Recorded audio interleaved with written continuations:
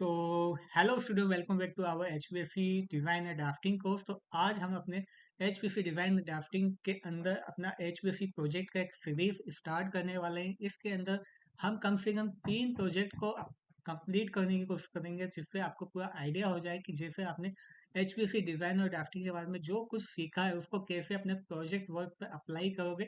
वो आपको एक तरीके से एक्चुअली कैसे आपको प्रोजेक्ट पे काम करना होता है इंडस्ट्री के अंदर, उसका एक तरीके से प्रॉपर तरीके से प्रैक्टिकली एक आइडिया हो जाए कैसे आप उस इंडस्ट्री में या उस फील्ड में कैसे काम करने वाले हो। तो आपको एचवीसी डिजाइन और ड्राफ्टिंग का पूरा प्रोजेक्ट मैं आपको कंप्लीट करके दिखाऊंगा प्रैक्टिकली कैसे हम इन सबको अप्लाई करते हैं प्रोजेक्ट वर्क में। तो ये जो हमारा जो एचवीसी प्रोजेक्ट नंबर 1 है, इसके अंदर हम जो टॉपिक कवर करने वाले हैं वो होने वाले हमें estimation of heat load calculation according to architecture drawing. जो भी हमें आर्किटेक्चर ड्राइंग मिलेगी उसके अकॉर्डिंग कैसे हम हीट लोड को कैलकुलेट करते हैं, फिर हीट लोड कैलकुलेट करने के बाद कैसे हम मशीन का सिलेक्शन करते हैं, फिर सिलेक्शन ऑफ एयर डिस्ट्रीब्यूशन जिसको हम सिंगल लाइन ड्राइंग कहते हैं, डक्ट ड्राफ्टिंग कैसे किया जाता है, फिर उसके बाद बिल ऑफ क्वांटिटी कैसे बनाना है, एक जो भी हमारा प्रोजेक्ट है उसका एस्टिमेशन कॉस्ट क्या होने वाला है, वो सब हम इस प्रोजेक्ट के अंदर कवर करने की कोशिश करेंगे। तो आज की वीडियो में जो मेनली हम फोकस करेंगे वो दो टॉपिक होगा, एक तो estimation of heat load and the second होगा जो भी हमें आर्किटेक्चर ड्राइंग दे रखी है उसका हम कैसे हम हीट लोड कैलकुलेट करने वाले हैं। आपको E20 एक्सेल सेल पे कैसे कैलकुलेट करते हैं वो मैं आज सिखाने वाला हूँ। तो चलिए बिना देरी करते हुए वीडियो को स्टार्ट कर। तो दोस्तों यहाँ पे हमें एक आर्किटेक्चर ड्राइंग दे रखी है हमें ऑटो गेट पे। तो इस आर्किटेक्चर ड्राइंग के अंदर हमें हीट लोड कैलकुलेट करना है, एक तो ग्राउंड फ्लोर का, एक फर्स्ट फ्लोर का। तो जैसे कि मैं आपको यहाँ पे स्क्रीन पर लेके चलता हूँ, जैसे कि हमें यहाँ पे दिया हुआ है जो हमें हीट लोड कैलकुलेट करना है किन किन स्पेस का। एक तो है ग्राउंड फ्लोर, जैसे कि आपको दिखाई दे रहा होगा यहाँ पे ग्राउंड फ्लोर का हमें एक आर्किटेक्चर ड्राइंग दे रखी है, प्लान दिया हुआ है। ठीक है, इसमें जो हमें हीट लोड कैलकुलेट करना है कौन कौन से स्पेस का करना है, एक तो हमारी ये जो बेडरूम नंबर 1 है इसका हमें हीट लोड कैलकुलेट करना है। एंड द सेकेंड जो दे रखा है हमें बेडरूम नंबर 2, इसका हमें हीट लोड कैलकुलेट करना है। ठीक है, ये हमारा जो डाइनिंग एरिया है इस डाइनिंग एरिया का भी हमें हीट लोड कैलकुलेट करना है। यहाँ पे किचन एरिया है, इसका हमें वेंटिलेशन करना है। यहाँ पे एक हॉल दिया हुआ है, इसका भी हमें हीट लोड कैलकुलेट करना है। तो ये ग्राउंड फ्लोर का हमें पूरा हीट लोड कैलकुलेट करना है। ऐसे ही ये हमें फर्स्ट फ्लोर का प्लान दिया हुआ है, इसके अंदर भी हमें हीट लोड कैलकुलेट करना है। किस किस का? बेडरूम 1 का वही सेम है, यहाँ पे बेडरूम 2 दे रखा है और यहाँ पे बेड या जिम रूम दिया हुआ है, इसका हमें हीट लोड कैलकुलेट करना है। ठीक है, एक हॉल दिया हुआ है या जिसे हम कह सकते हैं गैलरी दी हुई है, इसका भी हमें हीट लोड कैलकुलेट करना है। यानी कि हमें यह एक आर्किटेक्चर ड्राइंग दी हुई है। ठीक है, इनका हमें हीट लोड कैलकुलेट करना है। यहाँ पे हमें इसका डायरेक्शन भी दिया हुआ है कि जो ऊपर की जो डायरेक्शन है वो नॉर्थ रिप्रेजेंट करता है, नीचे साउथ है, इस साइड में जो है ईस्ट डायरेक्शन है, इस साइड में जो है वेस्ट डायरेक्शन है। और ये जो हमारा जो आर्किटेक्चर ड्राइंग है किस लोकेशन के लिए है, वो दिल्ली इंडिया, यानी दिल्ली इंडिया के लोकेशन है उसके अकॉर्डिंग हमें हीट लोड को कैलकुलेट करना है अपना ground floor and the first floor. तो ये हमें एक आर्किटेक्चर ड्राइंग है जो कि आपको आपका जो भी आर्किटेक्चर होगा वो आपको प्रोवाइड करेगा हीट लोड कैलकुलेट करने के लिए। आपको उसके अकॉर्डिंग उसका जो एरिया है, जो साइज है, क्या क्या वहाँ पे विंडो है, कितने डोर्स हैं, कौन कौन से वहाँ पे इक्विपमेंट होंगे, वो सब आपको एक आर्किटेक्चर ड्राइंग प्रोवाइड करवाएगी। उसके अकॉर्डिंग ही आपको हीट लोड कैलकुलेट करना है अपने E20 एक्सल सीट पे।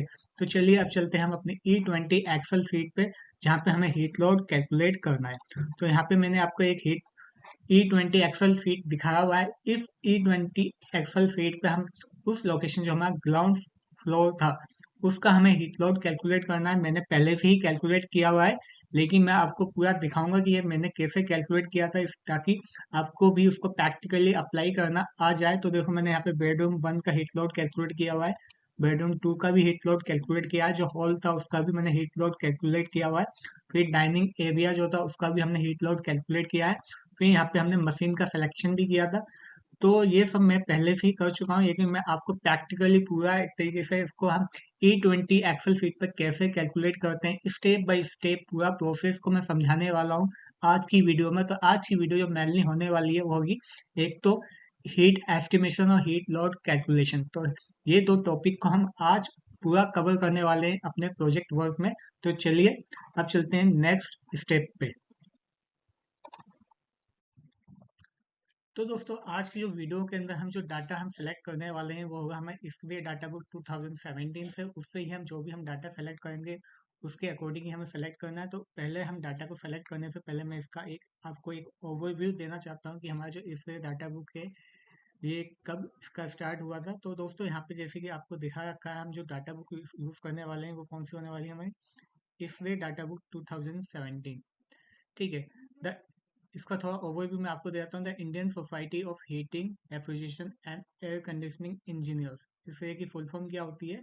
The Indian society of heating refrigeration and air conditioning engineers. इसकी जो स्थापना हुई थी एचवीएसी को प्रमोट करने के लिए इंडिया में, वो हुई थी लगभग 1981 में। दिल्ली में फाउंड हुआ था 1981 में।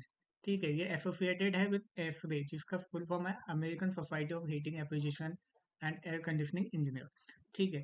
फिर इसका और एक्सपेंड करते हुए इसको हमने बैंगलोर में भी इसका स्थापना किया 1989 में। और बिटवीन 1989 एंड 1993 इसको हमने और ज़्यादा एक्सपेंड किया ऑल ओवर द इंडिया। इसको हमने एक्सपेंड कर दिया अपने स्टेट को, और मिडल ईस्ट में भी इसको पहुंचाया। The starting point of carrying out the estimation both the cooling and heating depend on the exterior climate and interior specific conditions। तो स्टार्टिंग यानी जब भी हम कोई भी हीटिंग या कूलिंग लोड को कैलकुलेट करते हैं तो वो पहला पर्पस हमारा पता होना चाहिए कि जो एक्सटीरियर क्लाइमेट कंडीशन है और जो इंटीरियर स्पेसिफिक कंडीशन हमें जो रिक्वायर्ड है वो क्या है। उस ये चीज़ हमें पता होना चाहिए, तभी हम वहाँ पे हीट लोड को कैलकुलेट करते हैं। ठीक है। तो ये इसके अंदर हम डाटा बुक से हम पूरा डाटा को सेलेक्ट करने वाले हैं। नेक्स्ट हमें यहाँ पे दिया रखा है हीट लोड एस्टिमेशन के लिए कि देखो यहाँ पे अलग अलग जोन दे रखे हैं। यहाँ पे जैसे इंडिया का एक मैप दिया हुआ है यहाँ पे, तो किस जोन में कहाँ पे कितना हीटिंग होता है कितना कूलिंग होता है। तो यहाँ पे दिखा रखा है hot zone, warm humid zone, composite zone, temperature zone and the cold zone. ठीक है। तो ये बस कोई ओवरव्यू है, यानी कि हम जो डाटा इस्तेमाल करने वाले हैं अपने प्रोजेक्ट के अंदर वो इससे डाटा बुक 2027 से यूज करने वाले हैं। ठीक है। तो बात करते हैं सीधा हम अपने मेन प्रोजेक्ट काम पे आते हैं। जैसे कि यहाँ पे मैंने आपको दिखाया सबसे पहला काम किया जो मैंने जैसे कि आपको बताया था, हमें एक तो प्रोजेक्ट का नाम पता होना चाहिए, यानी हम किस क्लाइंट के लिए काम कर रहे हैं। हो सकता है उसका कोई प्रोजेक्ट का नाम हो, जैसे कि हो सकता है वो लोकेशन के अकॉर्डिंग उसने कुछ नाम दिया रखा हो। तो मैंने यहाँ पे प्रोजेक्ट का नाम दिया था माइक्रो प्रोजेक्ट। ठीक है। कुछ भी नाम हो सकता है। ठीक है। वाटिका प्रोजेक्ट हो सकता है, या फिर आप कह सकते हैं किसी मॉल के नाम पे पैसिफिक मॉल, या अलग अलग नाम से उसका प्रोजेक्ट नेम हो सकता है। तो प्रोजेक्ट नेम कुछ भी तुम आप ले सकते हो। लोकेशन हमने क्या चूज करा है, हम लोकेशन हम दिल्ली का लोकेशन को हम इस्तेमाल करने वाले हैं। क्लाइंट कौन है, क्योंकि ये मैंने स्टूडेंट पर्पस के लिए बनाया, यानी आप लोगों को ट्रेनिंग देने के लिए मैंने वीडियो बनाया। तो मेरा जो क्लाइंट है एक तरीके से, या मेरे जो फॉलोअर्स हैं या सब्सक्राइबर हैं उनके लिए मैं वीडियो को बना रहा हूँ, क्योंकि उनके काफ़ी ज़्यादा कमेंट आते थे कि आप प्रोजेक्ट वर्क स्टार्ट कर प्रैक्टिकल एक आइडिया हो जाए कि कैसे आप एचवीएसी डिजाइन और ड्राफ्टिंग जो सीखा है उसको कैसे हम प्रैक्टिकली अप्लाई कर सकते हैं। कंसल्टेंट मैंने अपने अकेडमी का नाम दे दिया है, विजडम टेक सेवी अकेडमी। यानी जो भी जिस भी कंसल्टेंट के लिए आप काम कर रहे हो उस कंसल्टेंट का नाम दे सकते हो। फिर यहाँ पे सबसे पहले देखा फ्लोर। तो फ्लोर हम कौन सा यूज करेंगे, ग्राउंड फ्लोर। जो भी हम कैलकुलेशन करेंगे वो किसके लिए करेंगे, ग्राउंड फ्लोर का करेंगे। कौन सा हम स्पेस यूज करने वाले हैं, बेडरूम 1। ठीक है। बेडरूम 1 के लिए हम इस्तेमाल करने वाले हैं। तो ये चीज हमने आपको स्पेसिफिक लोकेशन दे दिया। यहाँ पे देखो सबसे पहले जो है हमारा जो E20 एक्सेल सीट होता है, इसको आप एक बार देख लीजिए ताकि आपको आइडिया हो जाए। जो भी हम इसके अंदर डाटा को फीड करने वाले हैं, जितना भी इस कलर में दे रखा है, ठीक है, लाइट ब्लू टाइप में कलर का दे रखा है, इस कलर में हमें डाटा को फीड करना है। ठीक है। ऑटोमेटिक ये क्या करेगा, आपका हीट लोड कैलकुलेट करके दिखा देगा। सिर्फ इन्हीं लोकेशन पे आपको अकॉर्डिंग टू डाटा जो भी है उसके अकॉर्डिंग आपको डाटा यहाँ पे फीड करना है, और ये ऑटोमेटिक आपको हीट लोड पूरा कैलकुलेट करके दिखा देगा। ये मैंने डाटा कैसे सेलेक्ट किया है, कैसे मैंने फाइंड आउट किया, वो भी मैं आपको अभी पूरा प्रोसेस समझाऊंगा। पूरा स्टेप बाय स्टेप आपको पूरा एक ओवरव्यू दूंगा, ताकि आपको प्रॉपरली इस प्रोजेक्ट पे काम करने का आइडिया हो जाए कैसे आपको प्रोजेक्ट पे काम करना है। मैं आपको ये एक्सेल सीट भी आपको प्रोवाइड कर दूंगा और ड्राइंग भी आपको प्रोवाइड करवा दूंगा, ताकि आप घर अपने खुद भी इस पे प्रोजेक्ट पे काम कर सको। ठीक है। तो यहीं पे आपको सब डाटा फीड करना है। तो यहाँ पे देखो इसका कितना टर्न ऑफ एफिशिएंसी निकला, 2.13 टर्न ऑफ एफिशिएंसी निकल के आया था। और सीएफएम कितना था, 1532 1532.25 सीएफएम हमारा निकल के आया था हमारा E20 एक्सेस फीड से। अब इसको निकालना कैसे, कैसे हम स्टेप बाय स्टेप निकालेंगे, तो मैं पूरा का पूरा आपको पहला एक एक स्टेप समझाऊंगा। तो सबसे पहले हमें क्या करना है, जो भी हमारा एरिया है, जिस भी हम लोकेशन का निकाल लेंगे, लोकेशन हमने चूज किया है बेडरूम 1, ठीक है, उसका जो एरिया है उसको आपको यहाँ पे एंटर कर देना है, यहाँ पे फीड कर देना है, और जो भी उसकी सीलिंग हाइट है या हाइट है उस स्पेस की, वो हाइट आपको यहाँ पे फीड कर देना है। तो हाइट हमें दिया होगा, हाइट कितना यूज रखना है, नॉर्मली हम 12 फीट मैक्सिमम हम रखते हैं, ठीक है, तो हमें हाइट कितना रखना है 12 फीट। और एरिया हमने कैसे निकाला है, एरिया हमने निकाला ड्राइंग से। तो ड्राइंग से आप कैसे एरिया को निकाल सकते हो ऑटोकेड ड्राइंग में, जैसे मैंने आपको बताया, जो भी हमें निकालना है इस बेडरूम 1 का हमें एरिया निकालना है। तो देखो दोस्तों, ऑटो गेट में क्या होता है, आप सिंपल कैलकुलेशन करके भी उसका एरिया निकाल सकते हो। जैसे कि यहाँ पे दे रखा है, इसका साइज कितना देखा, 15 फीट बाई 14 फीट का दिया है, 15 बाई 14 फीट का आपको दिया हुआ है। तो इसका जो आप एरिया निकालोगे, इसका इससे मल्टीप्लाई करके निकाल सकते हो। तो मैं एक कैलकुलेटर ओपन कर देता हूँ ताकि आपको एक आइडिया हो जाए कि कैसे। तो हमें जो दे रखा है 15/14, तो 15 को हम मल्टीप्लाई कर देंगे 14 से, तो हमारा 210 यानी 210 हमारा एरिया निकल के आ चुका है। तो क्या करना है आपको, ये 210 एरिया जो आपने निकाला था, ठीक है, वो आपको यहाँ पे फीड कर देना है। ये मैंने आपको देखो यहाँ पे 210 यहाँ पे आपको दिखाई दे रहा होगा कि 210 यहाँ पे मैंने फीड किया हुआ है। मैं इसको डिलीट कर देता हूँ, ठीक है। अब मैं दोबारा से यहाँ पे 210 जो हमने एरिया निकाला वो मैंने फीड कर दिया, जो मेरी हाइट थी 12 वो मैंने यहाँ पे फीड कर दी। तो देखो, जब मैं एरिया फीड किया और हाइट फीड किया तो ऑटोमेटिक मेरा वॉल्यूम निकल के आ चुका है।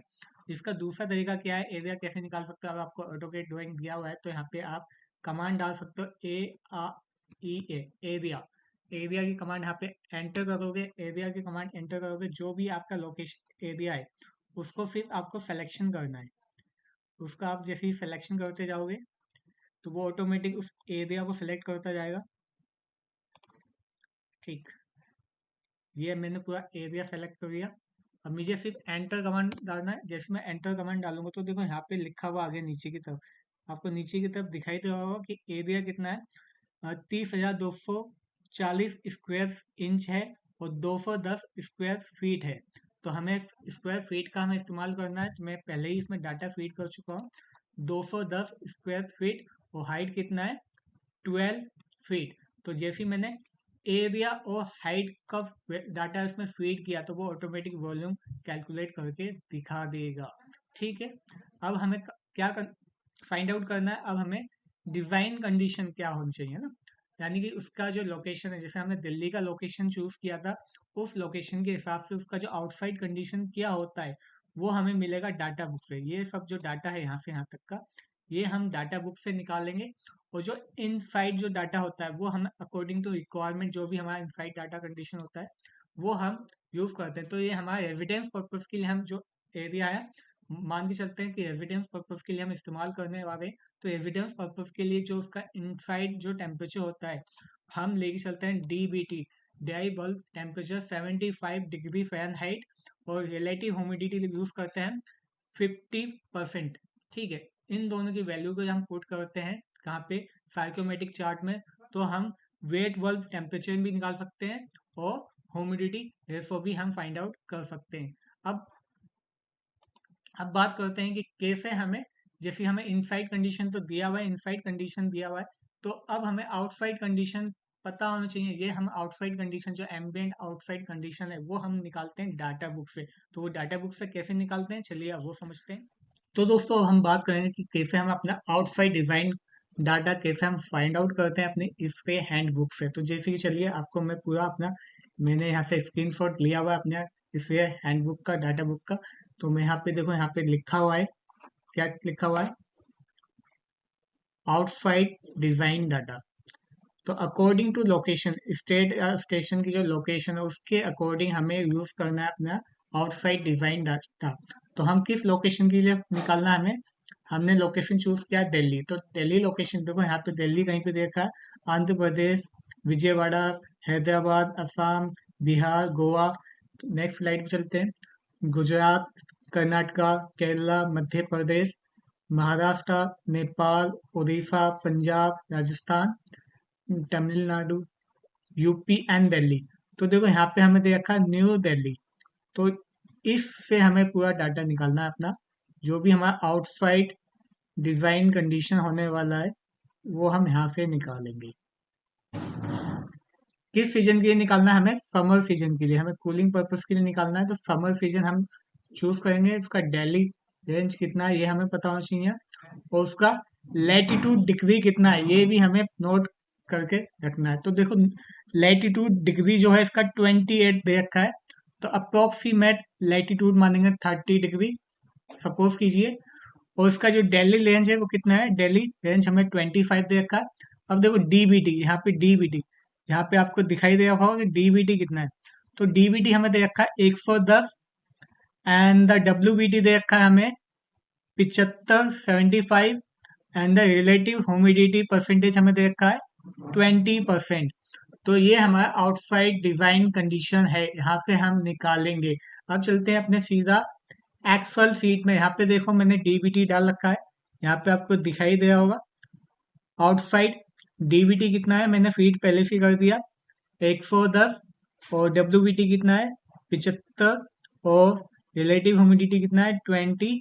ये तीन डाटा हमें पहले से पता है, तो हम by using the psychrometric chart तो हम निकाल सकते हैं ह्यूमिडिटी रेशो भी। ह्यूमिडिटी रेशो कितना है उसका 77 आएगा। जब आप साइकोमेट्रिक चार्ट से, मैंने आपको सिखाया कैसे हम डाटा को फाइंड आउट कर सकते हैं। तो अगर हमें दो डाटा भी दिया होता है तो बाकी के दो डाटा हम by using the psychrometric chart निकाल सकते हैं।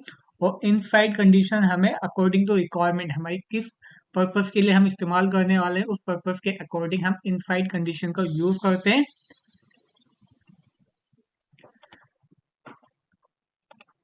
तो दोस्तों जैसे कि मैंने आपको बताया कि हमें दो चीज़ों का डाटा पहले से पता होना चाहिए। तो डिज़ाइन कंडीशन का एम्बिएंट आउटसाइड कंडीशन क्या है, हमें लोकेशन के अकॉर्डिंग जो कि हम निकालेंगे डाटा बुक से, और जो हमें इनसाइड रूम का जो डिजायर्ड कंडीशन है वो हमें पता होना चाहिए। तो देखो वो भाई डाटा बुक से भी हम डिज़ाइन कंडीशन निकाल सकते हैं। तो जैसे यहाँ पे चलते हैं अपने इस पे, तो यहाँ पे देखो इनसाइड डिज़ाइन कंडीशन भी आपको दिया होगा, ठीक है। एब्रेसिव पर्पस के लिए यूज करो, कैंडी चॉकलेट है, कैंडी हार्ड है, च्युइंगम, भाई कोई फैक्ट्री है, इंडस्ट्री है, तो उसके हिसाब से हम कितना वो डाटा रखते हैं, डीबीटी कितना होगा, रिलेटिव ह्यूमिडिटी कितना होगा। तो यहाँ पे हम डाटा बुक से भी हम निकाल सकते हैं अकॉर्डिंग टू किस पर्पस के लिए हम उस लोकेशन को इस्तेमाल करने वाले हैं, तो वो भी हम यहाँ से निकाल सकते हैं। लेकिन हम मेनली मान के चलते हैं कि जो हमारा अपार्टमेंट है, कंफर्ट टेम्परेचर जो होता है ना, जैसे यहाँ पे दिया हुआ है, we are going to use it for the general purpose. तो जर्नल पर्पस के लिए जब हम इसको इस्तेमाल करेंगे तो यहाँ पे आपको दिया हुआ है कि देखो यहाँ पे कि जो हमारी लोकेशन है वो होनी चाहिए अपार्टमेंट। तो अपार्टमेंट के लिए जो डीबीटी हम यूज कर सकते हैं वो 74 से 76 के बीच में यूज कर सकते हैं। तो मैंने अप्रोक्सीमेट कितना मान के चला, 75 डिग्री फ़ारेनहाइट। और जो रिलेटिव ह्यूमिडिटी हो सकता है वो 50% से लेकर 45% के लिए हम इस्तेमाल कर सकते हैं, जो भी हमारे डीलक्स अपार्टमेंट है उसके लिए, ठीक है। तो यानी कि मैंने जो इनसाइड कंडीशन को जो मैंने डाटा इस्तेमाल किया वो यहाँ से इस्तेमाल किया है। तो जो हमारा डीबीटी है वो हमने लिया है 75 डिग्री फ़ारेनहाइट, और जो रिलेटिव ह्यूमिडिटी हमने इस्तेमाल किया है वो इस्तेमाल किया है हमने 50%। और जो हमने आउटसाइड डिज़ाइन कंडीशन लिया है वो यहाँ से लिया है आउटसाइड डिज़ाइन डाटा टेबल से। जो हमारा लोकेशन है न्यू दिल्ली, न्यू दिल्ली के हिसाब से हमने जो डीबीटी हमने इस्तेमाल किया है वो है हमारा 110, और वेट वर्ल्ड है 75, एंड द रिलेटिव ह्यूमिडिटी है हमारा 20%, ठीक है। अब हमें ह्यूमिडिटी रेशो नहीं दिया हुआ, तो हम बाकी सब की जो वैल्यू होती है उसको हम कैसे फाइंड आउट करेंगे। जैसे सपोज करो यहाँ पे हमें ह्यूमिडिटी रेशो नहीं दिया हुआ है, तो हम by using the psychrometric chart, by using the psychrometric chart का इस्तेमाल करके हम ह्यूमिडिटी रेशो को फाइंड आउट कर सकते हैं। या अगर हमें कोई भी दो वैल्यू अगर हमें दिया होता है तो हम by using the psychrometric chart बाकी की अदर वैल्यू को भी फाइंड आउट कर सकते हैं। तो मैं आपको एक साइकोमेट्रिक चार्ट का मैंने एक सॉफ्टवेयर इसमें इंस्टॉल किया हुआ है, उसके थ्रू मैं आपको निकाल के दिखाता हूँ। तो एनालिसिस पे जाएंगे, एनालिसिस पे आके स्टार्ट पॉइंट जाना है। तो हम यहाँ पे यूज करने वाले एक नया डाटा मैं फीड करता हूँ, इसको डिलीट करते हैं, ठीक है। 8 पॉइंट, तो हम डीबीटी हमने जो इनसाइड जो कंडीशन है उस इनसाइड कंडीशन के लिए जो हमने डीबीटी हम सेलेक्ट किया वो 75 डिग्री फ़ारेनहाइट यूज किया है, और जो रिलेटिव ह्यूमिडिटी है वो हमने यूज किया है 50%। तो मैंने जैसे ही वैल्यू को पुटअप किया, तो वैल्यू को पुटअप करते ही देखो यहाँ पे आपको सब दिखाई दे रहा होगा क्या क्या वैल्यू। तो यहाँ आपको दिखाई दे होगा डीबीटी 75 है, तो वेट बल्ब टेम्परेचर कितना है, लगभग 62 है। तो देखो यहाँ पे हमने कितना डाल रखा है, यहाँ पे 63। तो क्योंकि यहाँ पे क्या है 539 है, तो अप्रोक्सीमेट हमने जो इनसाइड कंडीशन का जो वेट वर्क टेम्परेचर लिया वो लिया है 63 डिग्री फ़ारेनहाइट। ठीक है, रिलेटिव ह्यूमिडिटी हमारा 50% दिया हुई है। तो और यहाँ पे जो हमने ह्यूमिडिटी रेशो का इस्तेमाल किया वो 65। तो देखो यहाँ पे कितना दे रखा ह्यूमिडिटी रेशो 64.9। तो यहाँ पे 64.9 आपको दिखाई दे रहा है, तो हमने उसको अप्रोक्सीमेट 65 मान लिया है। इसी तरीके से अगर हम आउटसाइड कंडीशन के लिए अगर हम डालें इसमें, तो आउटसाइड कंडीशन के लिए हमने क्या माना है, तो आउटसाइड कंडीशन के लिए हमने जो डीबीटी लिया है वो लिया है 110, और जो रिलेटिव ह्यूमिडिटी है वो 20। तो 110 और 20, अगर मैं इसको 110 कर देता हूँ और जो रिलेटिव ह्यूमिडिटी परसेंटेज है 20% कर देता हूँ, तो देखो यहाँ पे मेरा डाटा निकल के आ गया। अब इस केस में जो हमारा डाटा निकला है वो क्या निकला है, तो अगर हम 110 डीबीटी है तो वेट बल्ब कितना हमारा 75.43, तो अप्रोक्सीमेट मैंने उसको क्या नाम दे दिया 75 दे दिया। रिलेटिव ह्यूमिडिटी परसेंटेज कितना है 20%, और ह्यूमिडिटी रेशो कितना है 77.4, तो अप्रोक्सीमेट मैंने उसको 77 मान लिया है। तो इस तरीके से by using the psychrometric chart या सॉफ्टवेयर का इस्तेमाल करके हम बाकी के अदर एयर फिजिकल प्रॉपर्टीज को भी फाइंड आउट कर सकते हैं। ठीक है, तो आपको अब तक क्या पता लगा कि एक तो आपको जो हमारा जो E20 सीट में जो एरिया होता है वो हम कहाँ से लेंगे, वो हम यूज करेंगे अपने हमारा जो आर्किटेक्चर ड्राइंग है वहाँ पे क्या डाटा दे रखा है वहां से हम उसको फाइंड आउट करेंगे। जो सीलिंग हाइट दे रखी है वो हम यहाँ पे पुट करेंगे, जैसे पुट करते हैं तो यहाँ पे हमें क्या निकल के आ जाएगा, वॉल्यूम निकल के आ जाएगा। वो ये सब निकलने के बाद फिर हमें क्या चाहिए, एस्टिमेशन फॉर डिजाइन कंडीशन, किस डिजाइन कंडीशन हम समर सीजन के लिए इस्तेमाल कर रहे हैं। तो एक तो हमें आउटसाइड का वहाँ का टेम्परेचर क्या है उस लोकेशन का वो पता होना चाहिए, और किस पर्पज के लिए यूज करें तो उसके अकॉर्डिंग हमें इनसाइड कंडीशन या इनसाइड टेम्परेचर क्या होना चाहिए वो हमें पता होना चाहिए। तो ये भी हम डाटा बुक से फाइंड आउट करेंगे। मैंने दोनों तरीके से आपको फाइंड आउट करने का तरीका बता दिया, कैसे आप डाटा बुक से उसको फाइंड आउट करोगे। ठीक है, अब नेक्स्ट आता है हमारा यहाँ पे रूम सेंसिबल हीट, या पहले बात कर लेते हैं यहाँ पे देखा बाईपास फैक्टर। ठीक है, तो यहाँ पे बाईपास फैक्टर कितना है, मैंने बाईपास फैक्टर यहाँ पे 0.40 यानी 0.40 का मैंने बाईपास फैक्टर इस्तेमाल किया। ये भी हमने कहाँ से निकाला, ये भी हमने अपने डाटा बुक से निकाला है। तो कैसे निकालेंगे डाटा बुक से आपको वो भी मैं दिखा देता हूँ कि बाईपास फैक्टर को कैसे निकालना है। तो चलते हैं अपने, ठीक है पहले चलते हैं यहाँ पे आपको बाईपास फैक्टर कैसे निकाल, तो देखो यहाँ पे दिया हुआ है टिपिकल बाईपास फैक्टर, ये टेबल दिया हुआ है। इस टिपिकल बाईपास फैक्टर में जो हम इस्तेमाल करने वाले हैं किस पर्पज के लिए, रेजिडेंस पर्पज के लिए हम इस्तेमाल करने वाले हैं। तो वहाँ पे जो कोइल बाईपास फैक्टर होता है, ठीक है, कोइल बाईपास फैक्टर जो होता है 0.30 से लेके 0.50 तो होता है। तो मैंने इसका बीच का वैल्यू फाइंड आउट लिया है, सपोज किया 0.40। आप 0.30 भी ले सकते हो, 0.40 भी ले सकते हो, 0.50 भी ले सकते हो, ऐसा कुछ नहीं है। लेकिन हम एक इफेक्टिव पर्पस के लिए हमने क्या यूज किया, इसका जो बीच का जो वैल्यू था 0.40 उसको इस्तेमाल किया है। और बाईपास फैक्टर होता कितना है कि कितना अमाउंट ऑफ एयर बिना कूलिंग के उससे पास हो जाएगा, उसी को हम क्या कहते हैं बाईपास फैक्टर कहते हैं। ठीक है, तो यहाँ पे मैंने जो बाईपास फैक्टर डाला है वो कितना डाला 0.4, मैं इसको डिलीट कर देता हूँ। तो यहाँ पे हम डालेंगे 0.40। तो हमने बाईपास फैक्टर डाल दिया। जैसे ही हमने बाईपास फैक्टर डालते हैं तो वहां से कॉन्टेक्ट फैक्टर ऑटोमेटिक निकल के आ जाता है। कॉन्टेक्ट फैक्टर क्या होता है, 1 - बाईपास फैक्टर, यानी 1 में से अगर हम बाईपास फैक्टर को माइनस करते हैं तो हमारा कॉन्टेक्ट फैक्टर निकल के आ जाता है। अब हमें इस टेबल में हमें निकालना है room sensible heat through the glass, यानी जो ग्लास है वहां से सोलर हीट कितनी आएगी। तो एक तो हमें उसका जितने भी गिलास हैं उसका एरिया पता होना चाहिए, और उसका टेम्परेचर कितना होगा वहां से वो पता होना चाहिए, और कितना मटेरियल जो गिलास का जो मटेरियल उसका यू फैक्टर कितना होता है, कोफिशिएंट ऑफ फैक्टर कितना है वो हमें पता होना चाहिए। तो ये डेल्टा टी और डेल्टा यू तो हम डाटा बुक से निकाल लेंगे।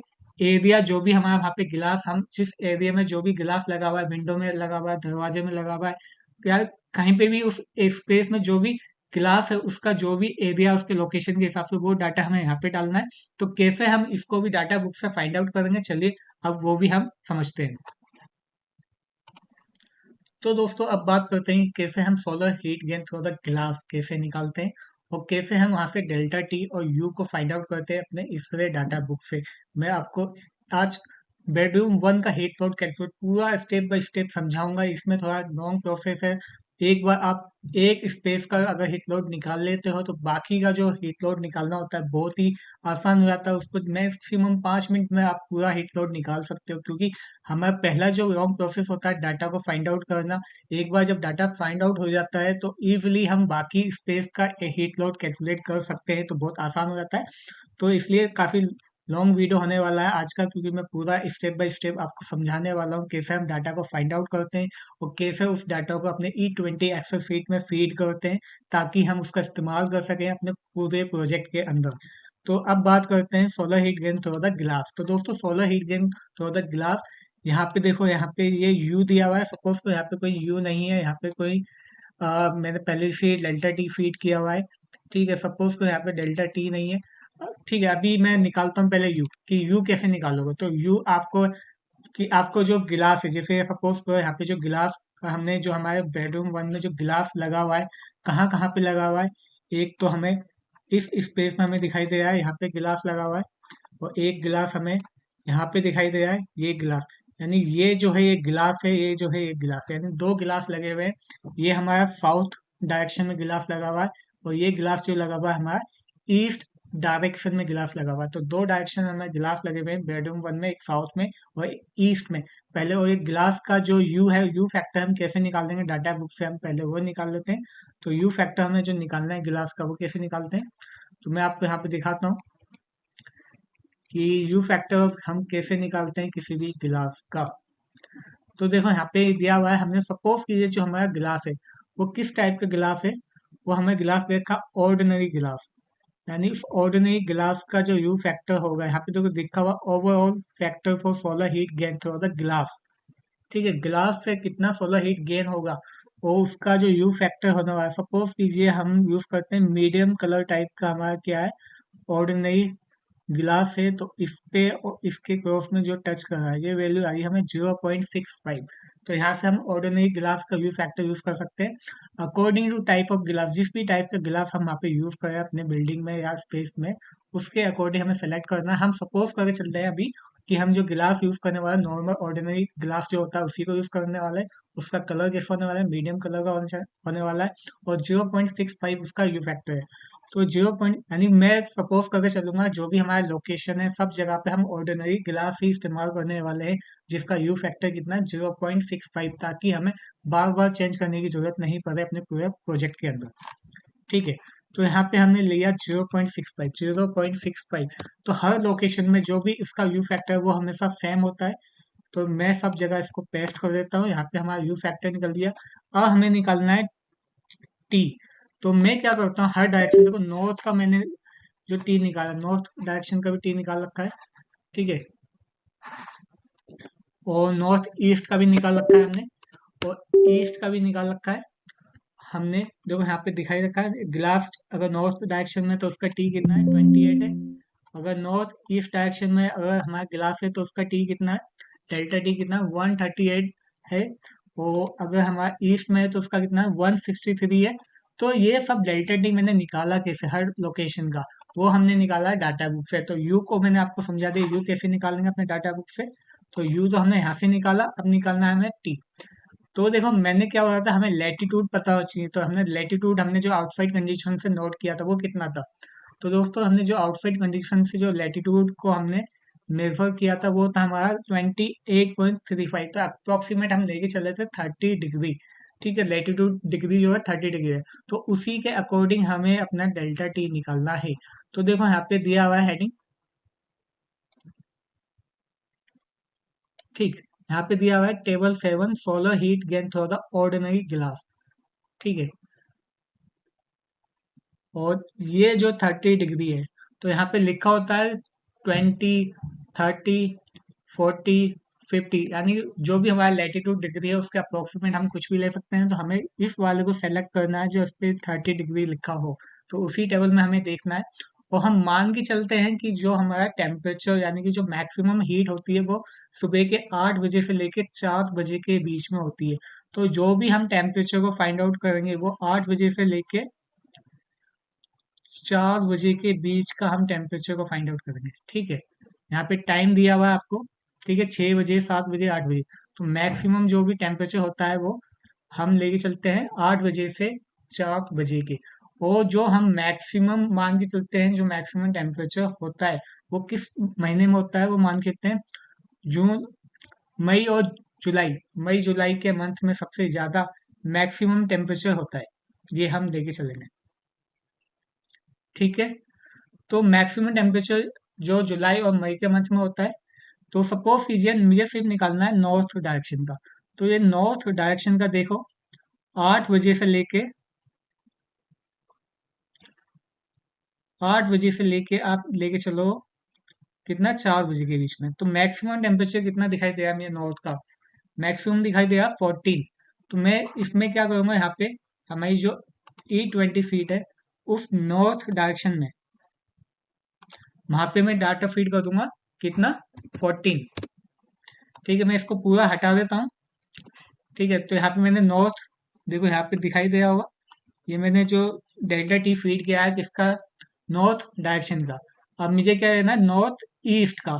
तो नॉर्थ ईस्ट का कितना है वो भी मैं सेलेक्ट कर देता हूँ। तो देखो नॉर्थ ईस्ट का जो है वो ये दिया हुआ है नॉर्थ ईस्ट का, इसका जो मैक्सिमम है वो कितना है, नॉर्थ ईस्ट में जो मैक्सिमम है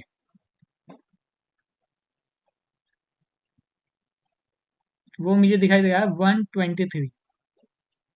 इस लाइन में आप देखोगे तो मैक्सिमम जो टेम्परेचर है 123। तो नॉर्थ ईस्ट डायरेक्शन के लिए जो टेम्परेचर हम यूज करेंगे 123। तो नॉर्थ ईस्ट का मैंने डाल दिया 123।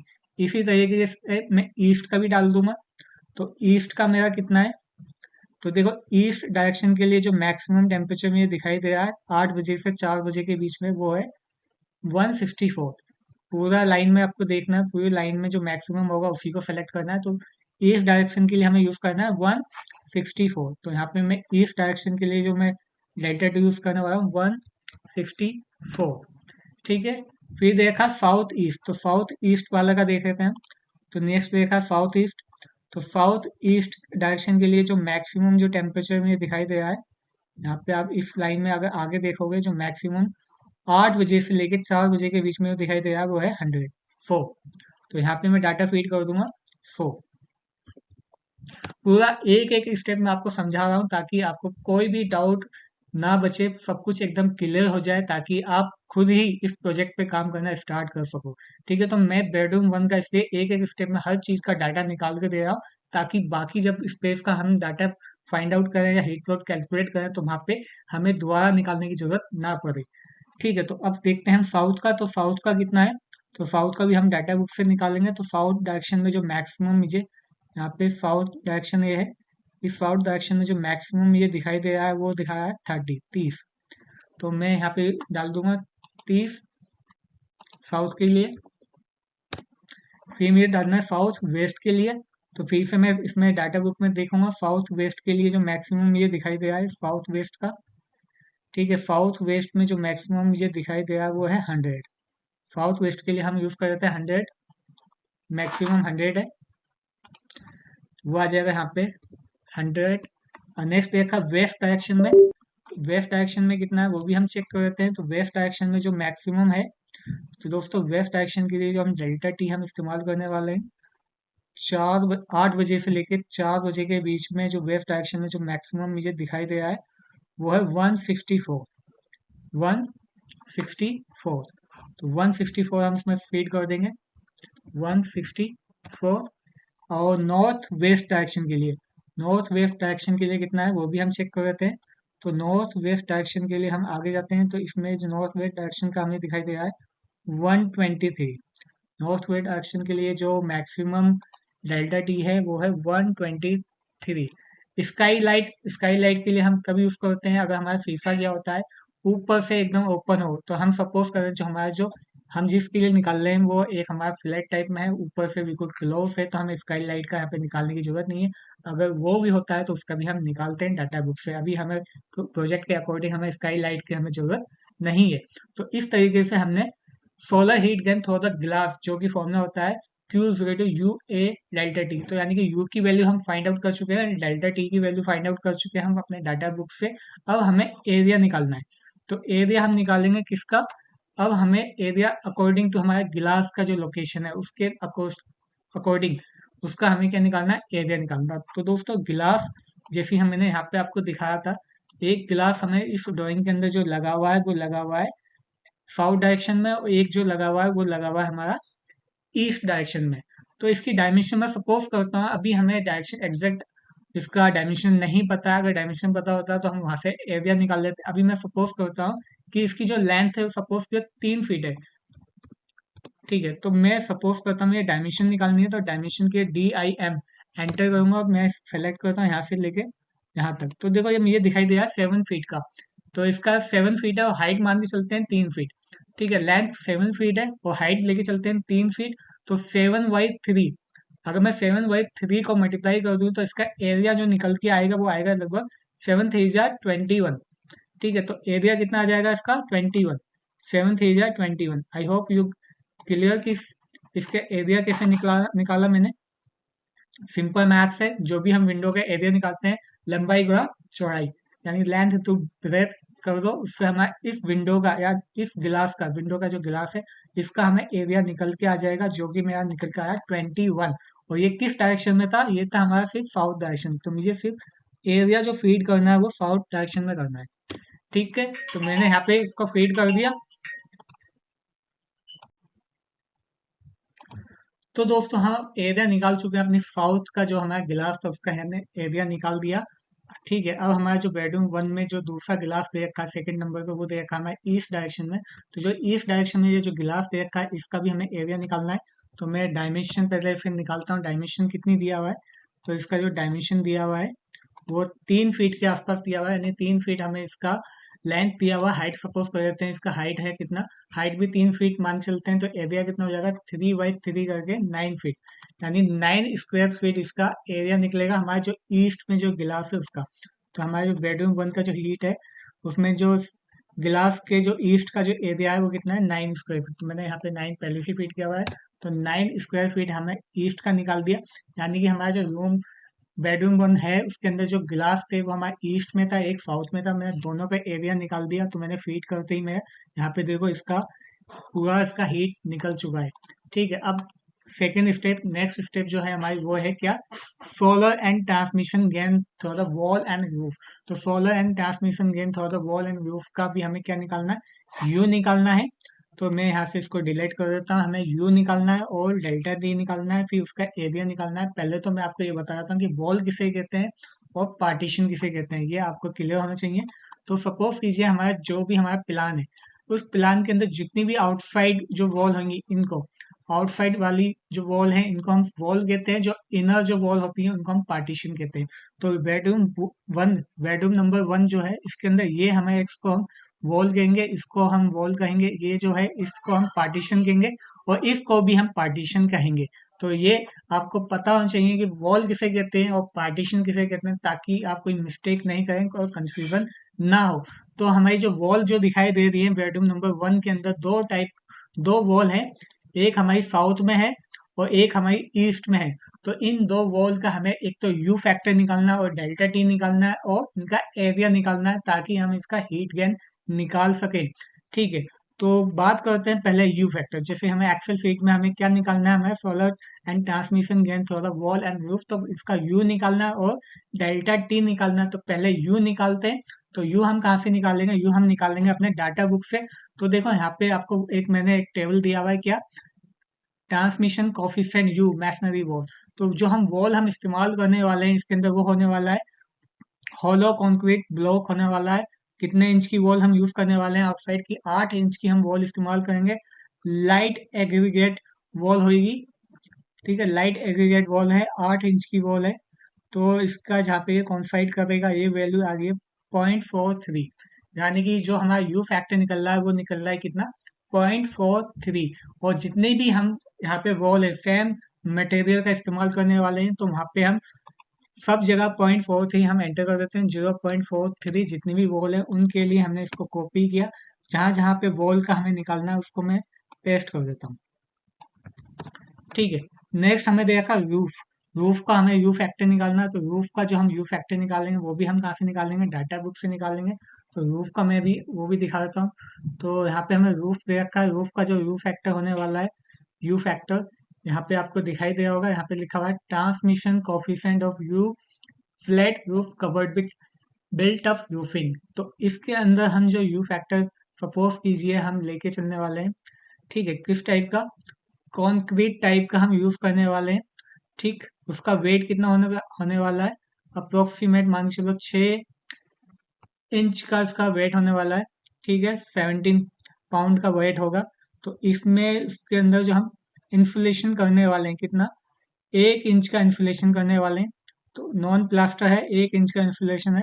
तो इसमें जो वैल्यू जो कॉन्साइड हो रही है वो हो रही है 0.21, ठीक है। अकॉर्डिंग टू आवर रिक्वायरमेंट जो भी हमारा मटेरियल है उसके अकॉर्डिंग हम यू फैक्टर को सेलेक्ट करते हैं, और पूरा प्रोजेक्ट में वही मटेरियल को हम सेलेक्ट करेंगे, ठीक है। अलग अलग मटेरियल नहीं करते कि कहीं पे कोई सा मटेरियल इस्तेमाल किया कहीं पे कोई सा, तो सेम मटेरियल यूज करते हैं ताकि हमें यू यू बार बार निकालने की जरूरत ना पड़े, ठीक है। तो यहाँ पे आ गया कितना यू हमने इस्तेमाल किया, 0.21। तो मैं यहाँ पे इसको 0.21 वैल्यू फीड कर देता हूँ। अब मुझे निकालना है डेल्टा टी। तो दोस्तों डेल्टा टी निकालने के लिए आपको, जब भी हम सोलर हीट गेन थोड़ा वॉल एंड रूफ निकालते हैं तो हमें दो टाइप के टेम्परेचर पता होना चाहिए। एक तो इक्विवेलेंट टेम्परेचर पता होना चाहिए और दूसरा हमारा करेक्शन टेम्परेचर पता होना चाहिए। इक्विवेलेंट टेम्परेचर और करेक्शन टेम्परेचर को प्लस करके जो टेम्परेचर निकलता है वो हम यहाँ पे डेल्टा टी के तौर पे इस्तेमाल करते हैं। जैसे कि मैंने आपको अपनी पिछली वीडियो में समझाया है कि कैसे हम मैन्युअली हीट लॉड कैलकुलेट करते हैं, उसके अंदर हमने इक्विवेलेंट टेम्परेचर और करेक्शन टेम्परेचर दोनों को फाइंड आउट किया था। तो वो भी मैं यहाँ पे पूरा आपको फिर से दोबारा समझाऊंगा कैसे निकालना है। तो अब बात करते हैं, हमें निकालना है डेल्टा टी, ठीक है। तो फॉर द ये हम कहाँ से निकाल देंगे, डाटा बुक से निकाल देंगे। पहले तो हम बात करते हैं इक्विवेलेंट टेम्परेचर फॉर वॉल। तो देखो यहाँ पे दे रखा है, लिखा हुआ है टेबल में इक्विवेलेंट टेम्परेचर। तो इक्विवेलेंट टेम्परेचर हम कौन सा लेके चलेंगे, अलग अलग डायरेक्शन के हिसाब से अलग अलग टेम्परेचर लेंगे, लेकिन यहाँ पे हमें इसका वेट पता होना चाहिए। तो वेट हम कहाँ से निकालेंगे, तो वेट हम निकालेंगे जहाँ से हमने यू फैक्टर हमने इस्तेमाल किया था। तो जहाँ से हमने यू फैक्टर इस्तेमाल किया था वहां पे हमने जो हमने इसका यू फैक्टर जो हमने यूज किया था, ठीक है। यहाँ पे हमने जो यू फैक्टर यूज किया था वॉल का 0.3, इसका वेट कितना था, इसका हमने वेट था 43। तो वेट लगभग 43 पाउंड था। तो अप्रोक्सीमेट इसका वेट मान के चलते हैं कि 43 को 40, ठीक है, यानी 40 पाउंड हमारा क्या है, वेट है। तो उसी के अकॉर्डिंग हमें क्या निकालना है, इक्विवेलेंट टेम्परेचर निकालना है। तो देखो यहाँ पे वेट में हमारा 40 तो कहीं दिखाई नहीं दे रहा है, 20, 60, 100, 140 ऐसे दिया हुआ है। तो हम 40 कैसे निकाल सकते हैं, अगर मैं इसमें 20 और 60 को प्लस कर दूं और उसका मीन निकाल दूं, यानी 20 प्लस 60 आता है 80, 80 को 2 से डिवाइड करता हूं तो मेरा क्या निकलता है, 40 निकलता है। यानी कि अगर मैं इसका मुझे इक्विवेलेंट टेम्परेचर निकालना है अकॉर्डिंग टू वेट, तो मुझे क्या करना है, 20 और 60 का जो भी टेम्परेचर है उनका मीन निकाल के मैं उसका टेम्परेचर निकाल सकता हूँ। तो नॉर्थ ईस्ट में वही हम सब कुछ लेंगे कि 8 बजे से लेके 4 बजे के बीच का जो टेम्परेचर होता है वो मैक्सिमम हीटिंग टेम्परेचर होता है किसी भी लोकेशन का, ठीक है। तो इक्विवेलेंट, पहले तो इक्विवेलेंट टेम्परेचर निकाल लेते हैं एक का, फिर उसका करेक्शन टेम्परेचर। तो पहले मैं नॉर्थ ईस्ट का इक्विवेलेंट टेम्परेचर निकालता हूँ। तो इसमें जो मैक्सिमम ये टेम्परेचर दिखाई दे रहा है, 8 बजे से लेके 4 बजे के बीच में जो मैक्सिमम टेम्परेचर यहाँ पे मुझे दिखाई दे रहा है वो है 24, यानी 24 आ गया 20 वाले में, ठीक है। फिर मैं ऐसे 60 वाले में देखता हूँ, 60 वाले में जो मैक्सिमम मुझे टेम्परेचर दिखाई दे रहा है वो भी कितना है, 24। तो मुझे 24 प्लस 24 इसका मीन निकालना है। तो मीन भी कितना आ गया इसका, 24। ये हमारा इक्विवेलेंट टेम्परेचर निकल के आ गया। तो इक्विवेलेंट टेम्परेचर कितना है, 24 डिग्री फ़ारेनहाइट, ठीक है। इक्विवेलेंट टेम्परेचर आ गया। अब इस इक्विवेलेंट टेम्परेचर में मुझे क्या निकालना है, करेक्शन टेम्परेचर भी निकालना है। तो इसका जो करेक्शन टेम्परेचर होगा, ये चीज ध्यान रखना है कि करेक्शन टेम्परेचर सेम होता है, बार बार चेंज नहीं करना है। यानी करेक्शन टेम्परेचर हम एक बार निकालेंगे।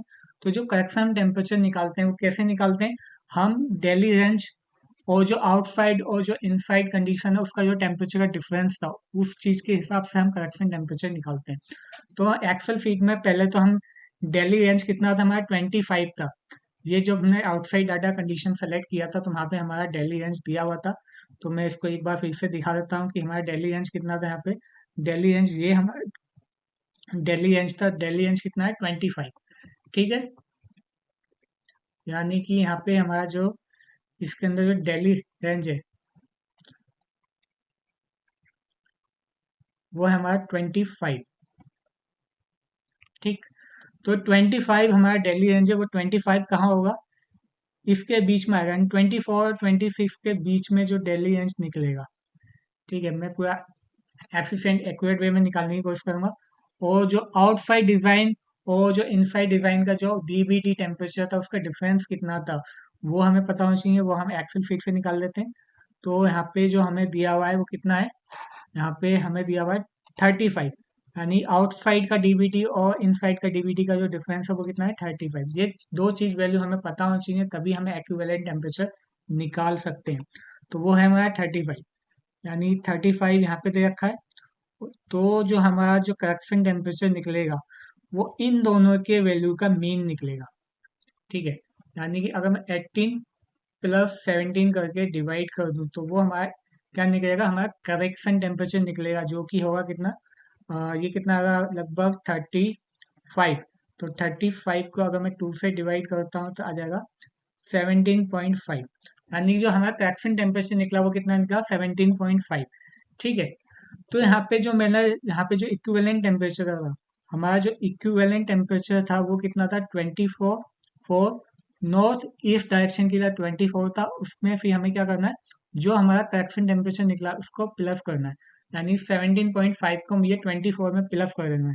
तो अगर मैं 24 को प्लस कर देता हूँ 17.5 से, तो ये जो वैल्यू निकली 41.5, ये हमारा निकला delta T for the north east wall के लिए। कौन से वॉल के लिए, नॉर्थ ईस्ट वॉल के लिए। इस चीज को आपको ध्यान रखना है।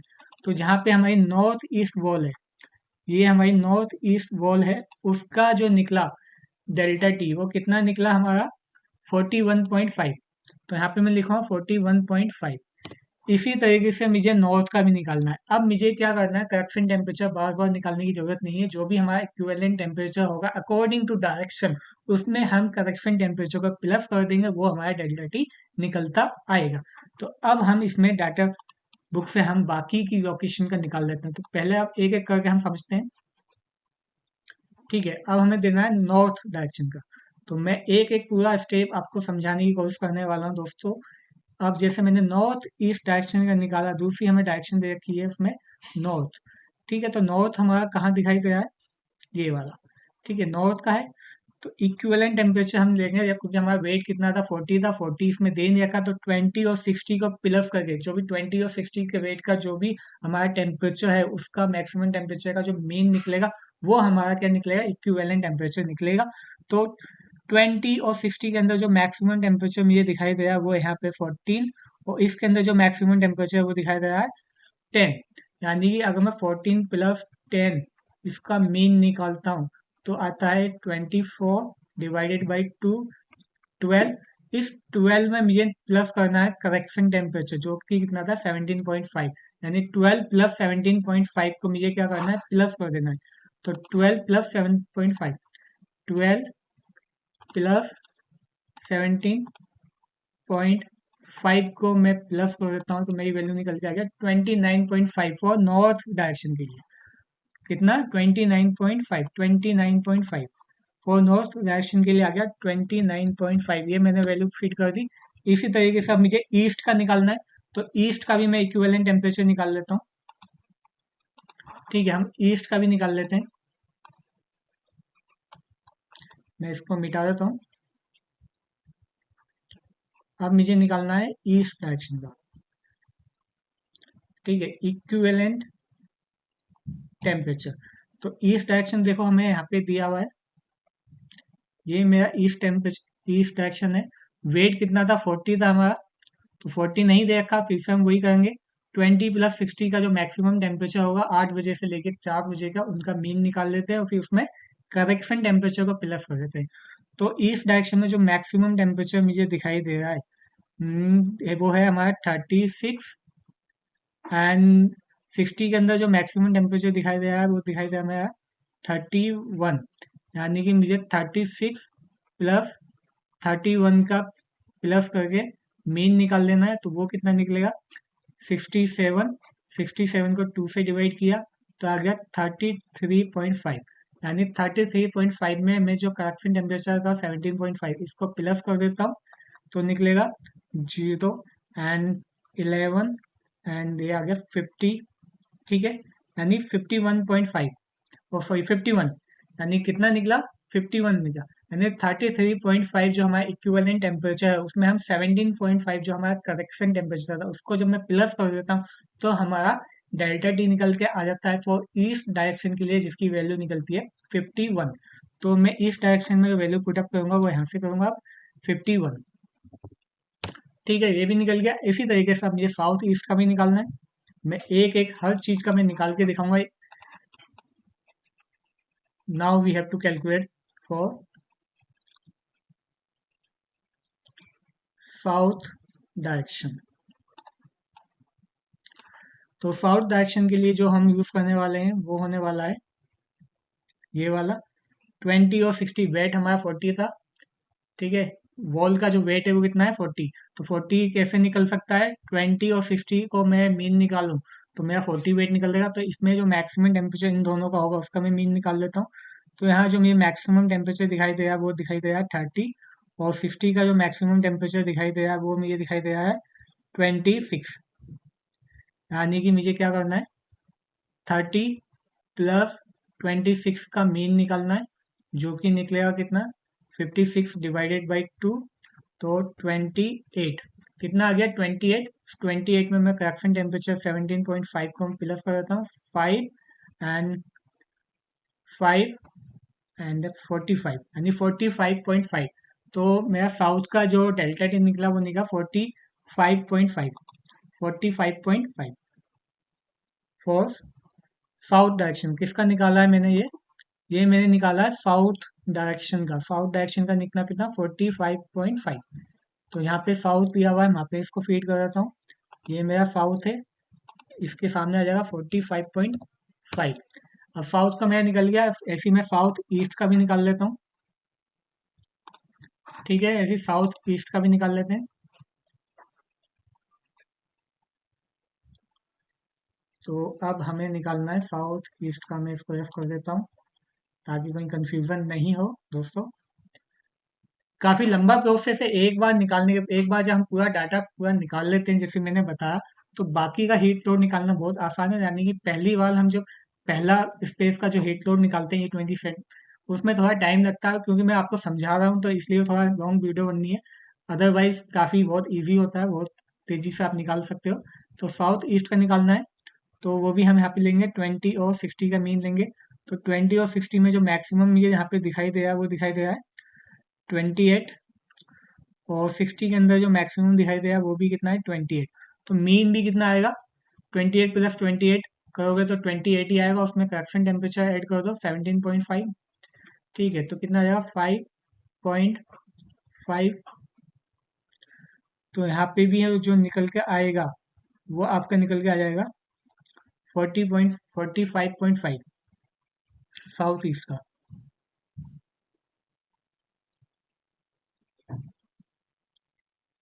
ठीक है, तो 45.5 साउथ ईस्ट में भी निकला हमारा 45.5। मैं क्या करता हूँ, थोड़ा सा कंफ्यूजन हुआ है कि साउथ का भी वही है और साउथ ईस्ट का भी वही है, तो हम साउथ का भी हम निकाल लेते हैं एक बार ताकि अगर मैं सिर्फ साउथ का निकालता हूँ तो साउथ का कितना है, मैक्सिमम टेम्परेचर मुझे दिखाई दे रहा है 30, और इसमें जो मैक्सिमम टेम्परेचर दिखाई दे रहा है मुझे वो दिखाई दे रहा है मुझे 25। तो 30 प्लस 25 किसके लिए, साउथ के लिए। उसका जो मीन निकालूंगा कितना आएगा, और ये आ जाएगा तुम्हारा 55। 55 को 2 से डिवाइड किया तो आ गया आपका 275, 27.5। ओके, 27.5 जब इसमें मैं करेक्शन टेम्परेचर ऐड करता हूँ तो ये आता है आपका 0, 5 एंड 45। तो दोस्तों साउथ का जो निकल रहा है वो लगभग 45 निकल रहा है, बल्कि 45 नहीं, यानी साउथ का हमें यूज करना है 45। ठीक है, तो यहाँ ठीक कर देते हैं, साउथ का हमारा 45 है। यानी एक आपको आइडिया तो हो ही गया है कैसे निकालना है। ठीक है, तो वो आप नोट करते रहना। अब निकालना है हमें साउथ वेस्ट का फॉर साउथ वेस्ट, तो साउथ वेस्ट के लिए कैसे निकालेंगे, वही सेम प्रोसेस सेम कॉन्सेप्ट है। ठीक है, इसका भी हम सेम कॉन्सेप्ट यूज करेंगे।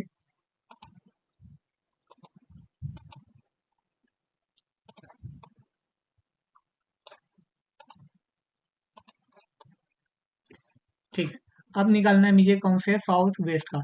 तो दोस्तों साउथ वेस्ट में वही चीज, हमारा वेट कितना था, 40 था, तो 20 प्लस 60 का जो मैक्सिमम टेम्परेचर होगा 8 बजे से लेके 4 बजे का, उसका हम मीन निकालेंगे, फिर वही करेक्शन फैक्टर निकालेंगे। मैं बार बार रिपीट कर रहा हूँ ताकि आपको याद हो जाए वो चीज़ कैसे निकालना है। ठीक है, तो इसमें जो मैक्सिमम टेम्परेचर दिखाई दे रहा है मुझे सुबह के 8 बजे से लेके 4 बजे के बीच में, सुबह से 8 बजे के लेके 4 बजे के बीच में जो मैक्सिमम टेम्परेचर मुझे दिखाई दे रहा है वो है 40। ऐसी इसमें जो है वो है 32, यानी 40 प्लस 32, इसका मीन निकाल लेते हैं। तो ये आ जाएगा आपका 72 डिवाइडेड बाई 2, 36। इस 36 में मुझे करेक्शन फैक्टर जो हमारा 17.5 हमने निकाला था उसका प्लस कर देते हैं, 5 एंड 13 एंड 43, तो ये निकल के आया हमारा 53, सॉरी 53.5, 5 6 7 13 1 कैरी गया एंड 53.5। ठीक है, तो हमारा ये निकला है साउथ वेस्ट का। तो साउथ वेस्ट का हम यूज करने वाले हैं कितना, 53.5। साउथ वेस्ट का आ गया हमारा 53.5। अब इसी तरीके से हमें किसका निकालना है, वेस्ट का भी निकालना है, तो वेस्ट का भी निकाल लेते हैं। ठीक, अब वेस्ट का भी निकाल लेते हैं, इसको हम मिटा देता हूँ।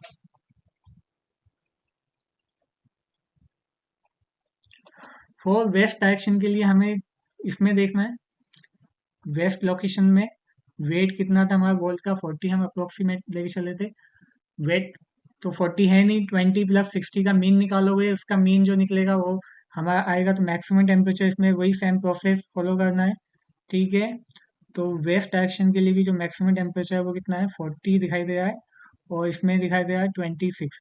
तो 40 प्लस 26 डिवाइडेड बाई 2, ये कितना आ जाएगा हमारा, 66 डिवाइडेड बाई 2, 33, और 33 में हमें 17.5 जो हमारा करेक्शन टेम्परेचर था उसको प्लस कर दोगे तो 5848, यानी 48.5 जो हमारा निकलेगा इसका डेल्टा टी, किसका, वेस्ट डायरेक्शन का। तो वेस्ट वाले डायरेक्शन में हम जाएंगे, कितना था हमारा यहाँ पे 48.5, तो यहाँ पे 48.5 हम फीड कर देते हैं। इसी तरीके से अब हमें किसका डालना है, नॉर्थ वेस्ट डायरेक्शन का, तो नॉर्थ वेस्ट का भी हम निकाल लेते हैं।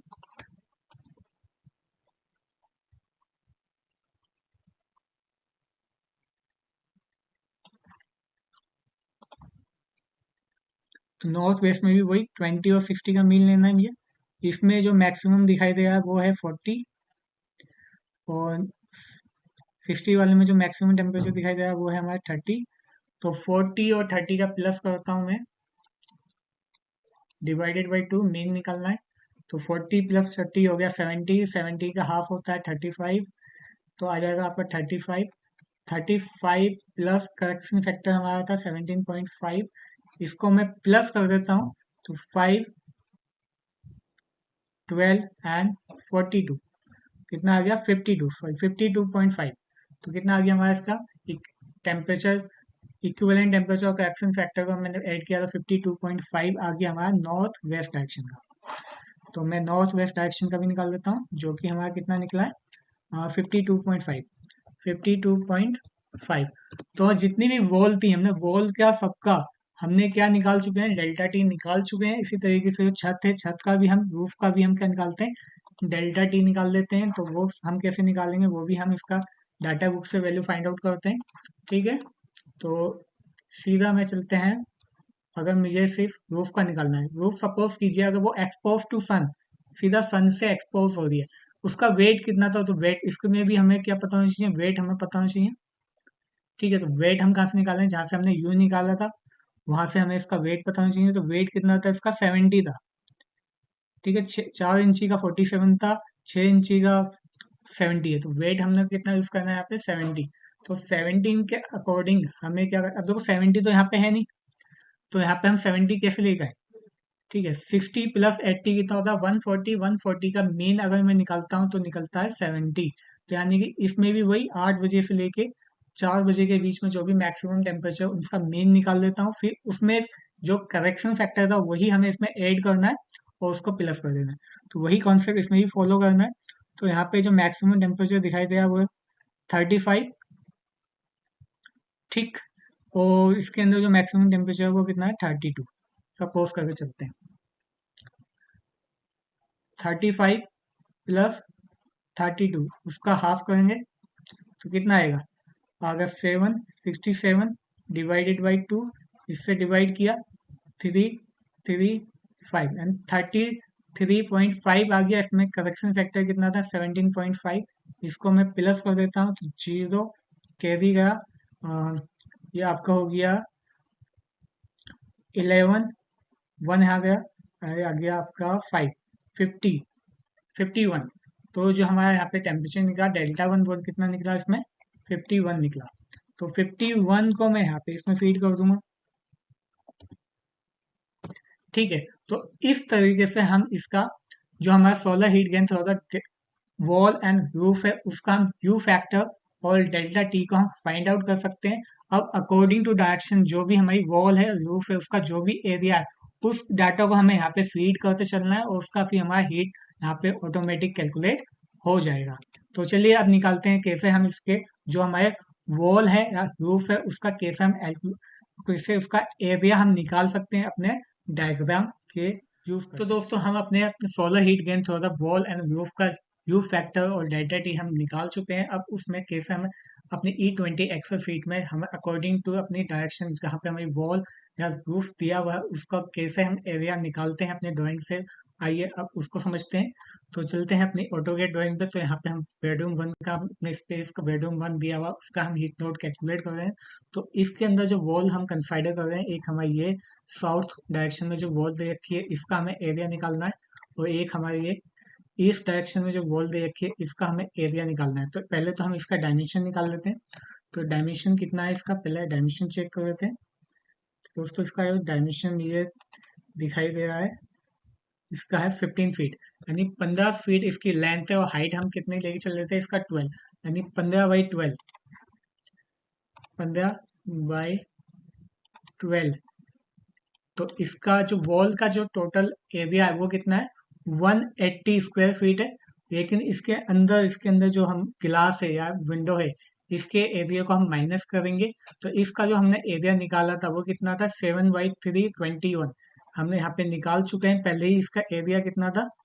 इसका जो साउथ डायरेक्शन में जो एरिया था उसका था 21। तो इसको हम माइनस कर देंगे इसमें से, यानी इसमें से अगर मैं 21 माइनस कर देता हूँ तो हमारा net area of the wall of the south कितना है? 159। तो साउथ में जो वॉल है उसका जो नेट एरिया निकला है वो 159 निकला है। तो यहाँ पे मैं 159 इसको फीड कर देता हूँ। ठीक है, 159 फीड कर दिया। और दूसरा जो हमारा वॉल है वो कौन से डायरेक्शन में है? ईस्ट डायरेक्शन में। तो ईस्ट डायरेक्शन में जो वॉल है उसका भी हम इसी तरीके से नेट एरिया निकालते हैं। पहले इसका लेंथ देखते हैं, लेंथ कितना है। इसका जो लेंथ हमें दिखाई दे रहा है वो है लगभग 14 फीट, यानी 14 फीट है। तो 14/12 यानी हाइट कितना है? 14, और वही हाइट है हमारा 12 और लेंथ कितना है? 14। तो इसका जो हमारा एरिया निकलेगा 14/12 आ जाएगा कितना? 169। और यहाँ पे भी एक हमारा गिलास दे रखा था जिसका एरिया कितना था? 9। तो इसको मैं माइनस कर देता हूँ 9। तो हमारा जो नेट एरिया निकला किसका? जो हमारे कहाँ पे दिया हुआ है? ईस्ट डायरेक्शन में दे रखा है। तो उसका कितना निकला? इसका भी हमारा निकला 159। दोनों का सेम निकल रहा है। ठीक है, ओके। तो मैं दोनों का निकाल चुका हूँ एरिया। और कहीं पे हमें इसमें और कौन सा वॉल है? नहीं, यही हमारी दो वॉल थी, एक हमारी साउथ में है और एक ईस्ट में है। तो इन दोनों वॉल का हमने नेट एरिया निकाला और अपने एक्सेल शीट में हमने उसको फीड कर दिया। अब नेक्स्ट हमें दे रखा है इसमें रूफ। क्योंकि ये हमारा ग्राउंड फ्लोर है, इसके ऊपर फिर से हमारा क्या दे रखा है, फर्स्ट फ्लोर दिया हुआ है। तो हम रूफ का हीट लोड कैलकुलेट तभी करेंगे अगर ऊपर हमारा एयर कंडीशनर नहीं हुआ। तो जैसे कि हमने बताया कि हमें ग्राउंड फ्लोर और फर्स्ट फ्लोर का भी हीट लोड कैलकुलेट करना है, वहाँ पे भी हमें कूलिंग इफेक्ट प्रोड्यूस करना है इससे ऊपर वाला जो स्पेस है। तो यहाँ पे हम रूफ का कह सकते हैं कि रूफ का हमें हीट लोड निकालने की जरूरत यहाँ पे नहीं है इस केस में। फिर देख लेते हैं इस लोकेशन में जो है वहां पे भी हमें क्या, फर्स्ट फ्लोर पे भी क्या हमें लोड निकालना है। यस, हमें यहाँ पे भी इसका लोड निकालना है, इसी के ऊपर दे रखा है। तो यहाँ इससे ऊपर वाला जो रूम होगा वहां पे भी कूलिंग इफेक्ट होगा, तो इसके रूफ हम कंसाइडर नहीं करेंगे उस केस में। ठीक है, ये आपको समझ में आ गया होगा। अब हमें निकालना है transmission gain except wall and roof. Wall और रूफ को हटा के कहाँ कहाँ से ट्रांसमिशन गेन हो सकता है वो हमें निकालना है। ठीक है, तो हमें पता है जो ऑल गिलास का हम ट्रांसमिशन गेन्स निकालते थे वो कैसे निकालते थे, वो निकालते थे हम टोटल एरिया ऑफ द गिलास इनटू में outside condition minus inside condition into में 1.31। और ये 1.31 कहाँ से आता है, ये हमारा आता है डाटा बुक से। तो इसको भी हम अपने डाटा बुक से हम फीड करेंगे वैल्यू को। ठीक है, मैं यहाँ से हटा देता हूँ। हमें ये जो और ग्लास का जो यू है, एक बार इसको भी हम चेक कर देते हैं कि यू कहाँ से आएगा। ठीक है, तो ये भी हम डाटा बुक से इस्तेमाल करेंगे। तो देखते हैं, यहाँ पे देखो, यहाँ पे आपको दिखाई दे रहा है। ठीक है, तो transmission coefficient of you window glass block जो भी है, सिंगल टाइप का ग्लास है। तो उसमें जो यू हम यूज करने वाले हैं वो कौन से यूज करने वाले हैं, 1.13, वो हम यहाँ से इस्तेमाल करने वाले हैं। ठीक है, तो यहाँ पे हम वैल्यू क्या फिट कर देंगे, 1.131। 1.31 क्या है, 1.13। तो यहाँ पे जो वैल्यू हम यूज करने वाले हैं 1.13, 1.13 वो यहाँ से आएगा। ठीक है, तो ये वैल्यू हमने फीड कर दिया। अब इसमें हमें area of the all glass, तो ऑल ग्लास का हमने जो एरिया यहाँ पे ऊपर निकाल चुके थे। जो ईस्ट में जो गिलास था उसका एरिया 9 था, और जो साउथ में जो गिलास है उसका एरिया 21 था। तो दोनों का अगर मैं प्लस करता हूँ तो एरिया मेरा कितना आ जाएगा, 9 + 21 = 30। तो 30 स्क्वायर फीट हमारा ऑल गिलास का एरिया आ जाएगा। ठीक है, अब निकालना है मुझे पार्टीशन का। तो पार्टीशन का यू, ये पार्टीशन का यू दिया हुआ है, ये यू हम कहाँ से निकालेंगे, ये भी हम डाटा बुक से निकालेंगे पार्टीशन का। ठीक है, तो पार्टीशन का यू कैसे निकालना है वो भी हम चेक कर लेते हैं एक बार। तो दोस्तों हमें पार्टीशन का यू हमें निकालना है, वो भी हम डाटा बुक से निकाल लेंगे। तो पार्टीशन के लिए यहाँ पे देखो आपको दिखाया हुआ है फॉर द पार्टीशन, और पार्टीशन का transmission coefficient of you masonry partition, देखो यहाँ पे पार्टीशन हेडिंग डाल रखी है, तो पार्टीशन का हम यूज करने वाले हैं। तो पार्टीशन के लिए हम जो किस टाइप का पार्टीशन हम यूज करें, सपोज करो हॉलो कॉन्क्रीट ब्लॉक है। ठीक है, जिसमें 3/8 इंच का प्लास्टर लगा हुआ है वॉल पे, किस टाइप का है, सैंड एग्रीगेट, और उसमें जो वैल्यू है कितना, 0.41, इसको अज्यूम कर लेते हैं 0.41। ठीक है, तो ये हम यहाँ पे यू फैक्टर जाएगा 0.41, तो यहाँ पे 0.41 हम इस्तेमाल करेंगे। ठीक है, पार्टीशन सीलिंग और फ्लोर का यू फैक्टर सेम ही होता है मोस्टली, तो हम हर जगह इसी को कॉपी करके पेस्ट कर देते हैं। नहीं है तो उसका अलग अलग से, जैसे इसका निकाला उसी तरीके से इनका भी हम अपने डाटा बुक से फीड कर सकते हैं, कोई इशू नहीं है। अब पार्टीशन का एरिया कितना है, total area of the partition, तो वो भी हम निकाल लेते हैं अपने ड्राइंग में जाके। तो जैसे कि मैंने आपको बताया, इसमें जो पार्टीशन, मुझे दो पार्टीशन दिखाई दे रहे हैं। एक तो मुझे पार्टीशन, ये वाला पार्टीशन दिखाई दे रहा है, एक ये पार्टीशन, यानी जो इनसाइड जो वॉल होती है उनका जो पार्टीशन होता है वो होता है ये, कि इस पार्टीशन में दरवाजा भी है। तो दरवाजे की हम एरिया, इसका हाइट मान के चलते हैं, हाइट है 7 फीट और इसकी विथ है 3 फीट, तो एरिया हो जाएगा 7/3, अप्रोक्सीमेट मान के चलते हैं 21 इसका एरिया है दरवाजे का, इस डोर का। ठीक है, 21 स्क्वायर फीट इसका एरिया है इस डोर का। तो इस पूरे पार्टीशन का जो भी एरिया होगा उसमें से इस डोर का एरिया को मैं माइनस कर दूंगा, तो net area of the partition मेरा निकल के आ जाएगा पहले मैं डायमेंशन निकाल लेता हूँ, इस पार्टीशन की डायमेंशन कितनी है। ठीक है, तो इस पार्टीशन की जो डायमेंशन ये दिखाई दे रही है वो है लगभग 15 फीट। तो 15 फीट इसकी है, 15/12। जो एरिया इसका था 15/12, मतलब कितना हो जाएगा, चेक कर लेते हैं। पार्टीशन का जो एरिया है 15, इसकी लेंथ है और हाइट कितनी लेके चल रहे हैं 12 फीट, तो हो गया 15 × 12, आपका आ गया ये 180। और इस दरवाजे का जो एरिया है वो हम सपोज अज्यूम करके चल रहे हैं कि इसका लेंथ है इसका 3, विड्थ है इसका 3 फीट और हाइट है इसका 7 फीट, यानी कि 7/3 माइनस 21। तो इसमें से 21 को मैं माइनस कर देता, यानी जो हमारा पार्टीशन, टोटल पार्टीशन का एरिया, उसमें से अगर मैं दरवाजे के एरिया को माइनस कर दूंगा तो उससे मेरा क्या निकल के आ जाएगा, मेरा इस पार्टीशन का एरिया निकल के आ जाएगा। तो पार्टीशन का कितना, 159। तो मैं यहाँ पे 159 पार्टीशन का एरिया डाल देता हूँ।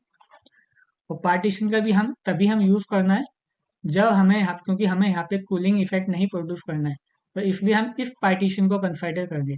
और जैसे कि मुझे यहाँ पे भी एक पार्टीशन दिखाई दे रहा है, लेकिन यहाँ पे इस पार्टीशन के इस साइड पे हमें कूलिंग प्रोड्यूस करना है, तो हम इस पार्टीशन को कंसिडर नहीं करेंगे हीट लोड कैलकुलेशन के अंदर। अगर यहाँ पे हम कूलिंग लोड नहीं कैलकुलेट करते, यहाँ पे हम कूलिंग इफेक्ट नहीं प्रोड्यूस करते, तब उस केस में हमें इस साइड का जो पार्टीशन का जो एरिया होता है इसको भी हम कैलकुलेट करते हैं। तो हम पार्टीशन का भी निकाल चुके हैं। नेक्स्ट हमें दे रखा है इसके अंदर सीलिंग। हमें कोई सीलिंग यूज नहीं करनी है, हमें नॉर्मल पर्पज के लिए, हमें एविडेंस पर्पज के लिए इस्तेमाल करें।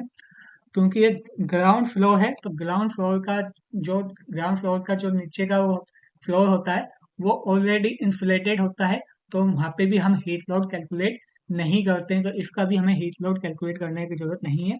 तो यहाँ पे इसके एरिया भी हमें नहीं इसमें फीड करना है। तो इस तरीके से हम transmission gain except wall and roof भी कैलकुलेट कर सकते हैं। अब समझेंगे हम next infiltration and bypass air. तो दोस्तों अब हम transmission gain except wall and roof भी कैलकुलेट कर चुके हैं, तो अब बात करने वाले हैं हम इन्फिल्ट्रेशन एंड बाईपास एयर।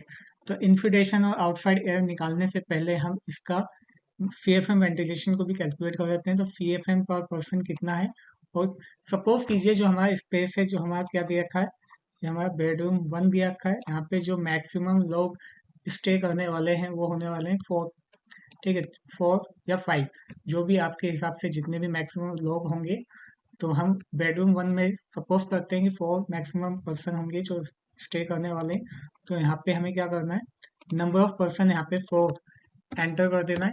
ठीक है, यहाँ पे इस लोकेशन में यहाँ पे आपको दे रखा है CFM पर पर्सन। तो यहाँ पे जितने लोग उस बेडरूम 1 के अंदर स्टे करेंगे वो नंबर यहाँ पे आपको डालना है। तो फिर यहाँ पे आपको डालना है CFM पर पर्सन। तो CFM पर पर्सन ये आप कहाँ से निकालोगे, ये वैल्यू आपको निकालनी है डाटा बुक से। तो कैसे निकालोगे डाटा बुक से, वो भी मैं आपको दिखा देता हूँ। CFM पर पर्सन हम जो डाटा बुक से हम जो निकालने वाले हैं वो आप यूज करने वाले हो यहाँ से। ठीक है, तो जैसे कि मैंने आपको दिखाया है, हम जो स्पेस यूज करने वाले हैं वो किस पर्पस के लिए होने वाला है, वो हमारा अपार्टमेंट पर्पस के लिए होने वाला है। ठीक है, अज्यूम करके चलते हैं अपार्टमेंट पर्पस के लिए हमें इस्तेमाल करना है। ओके,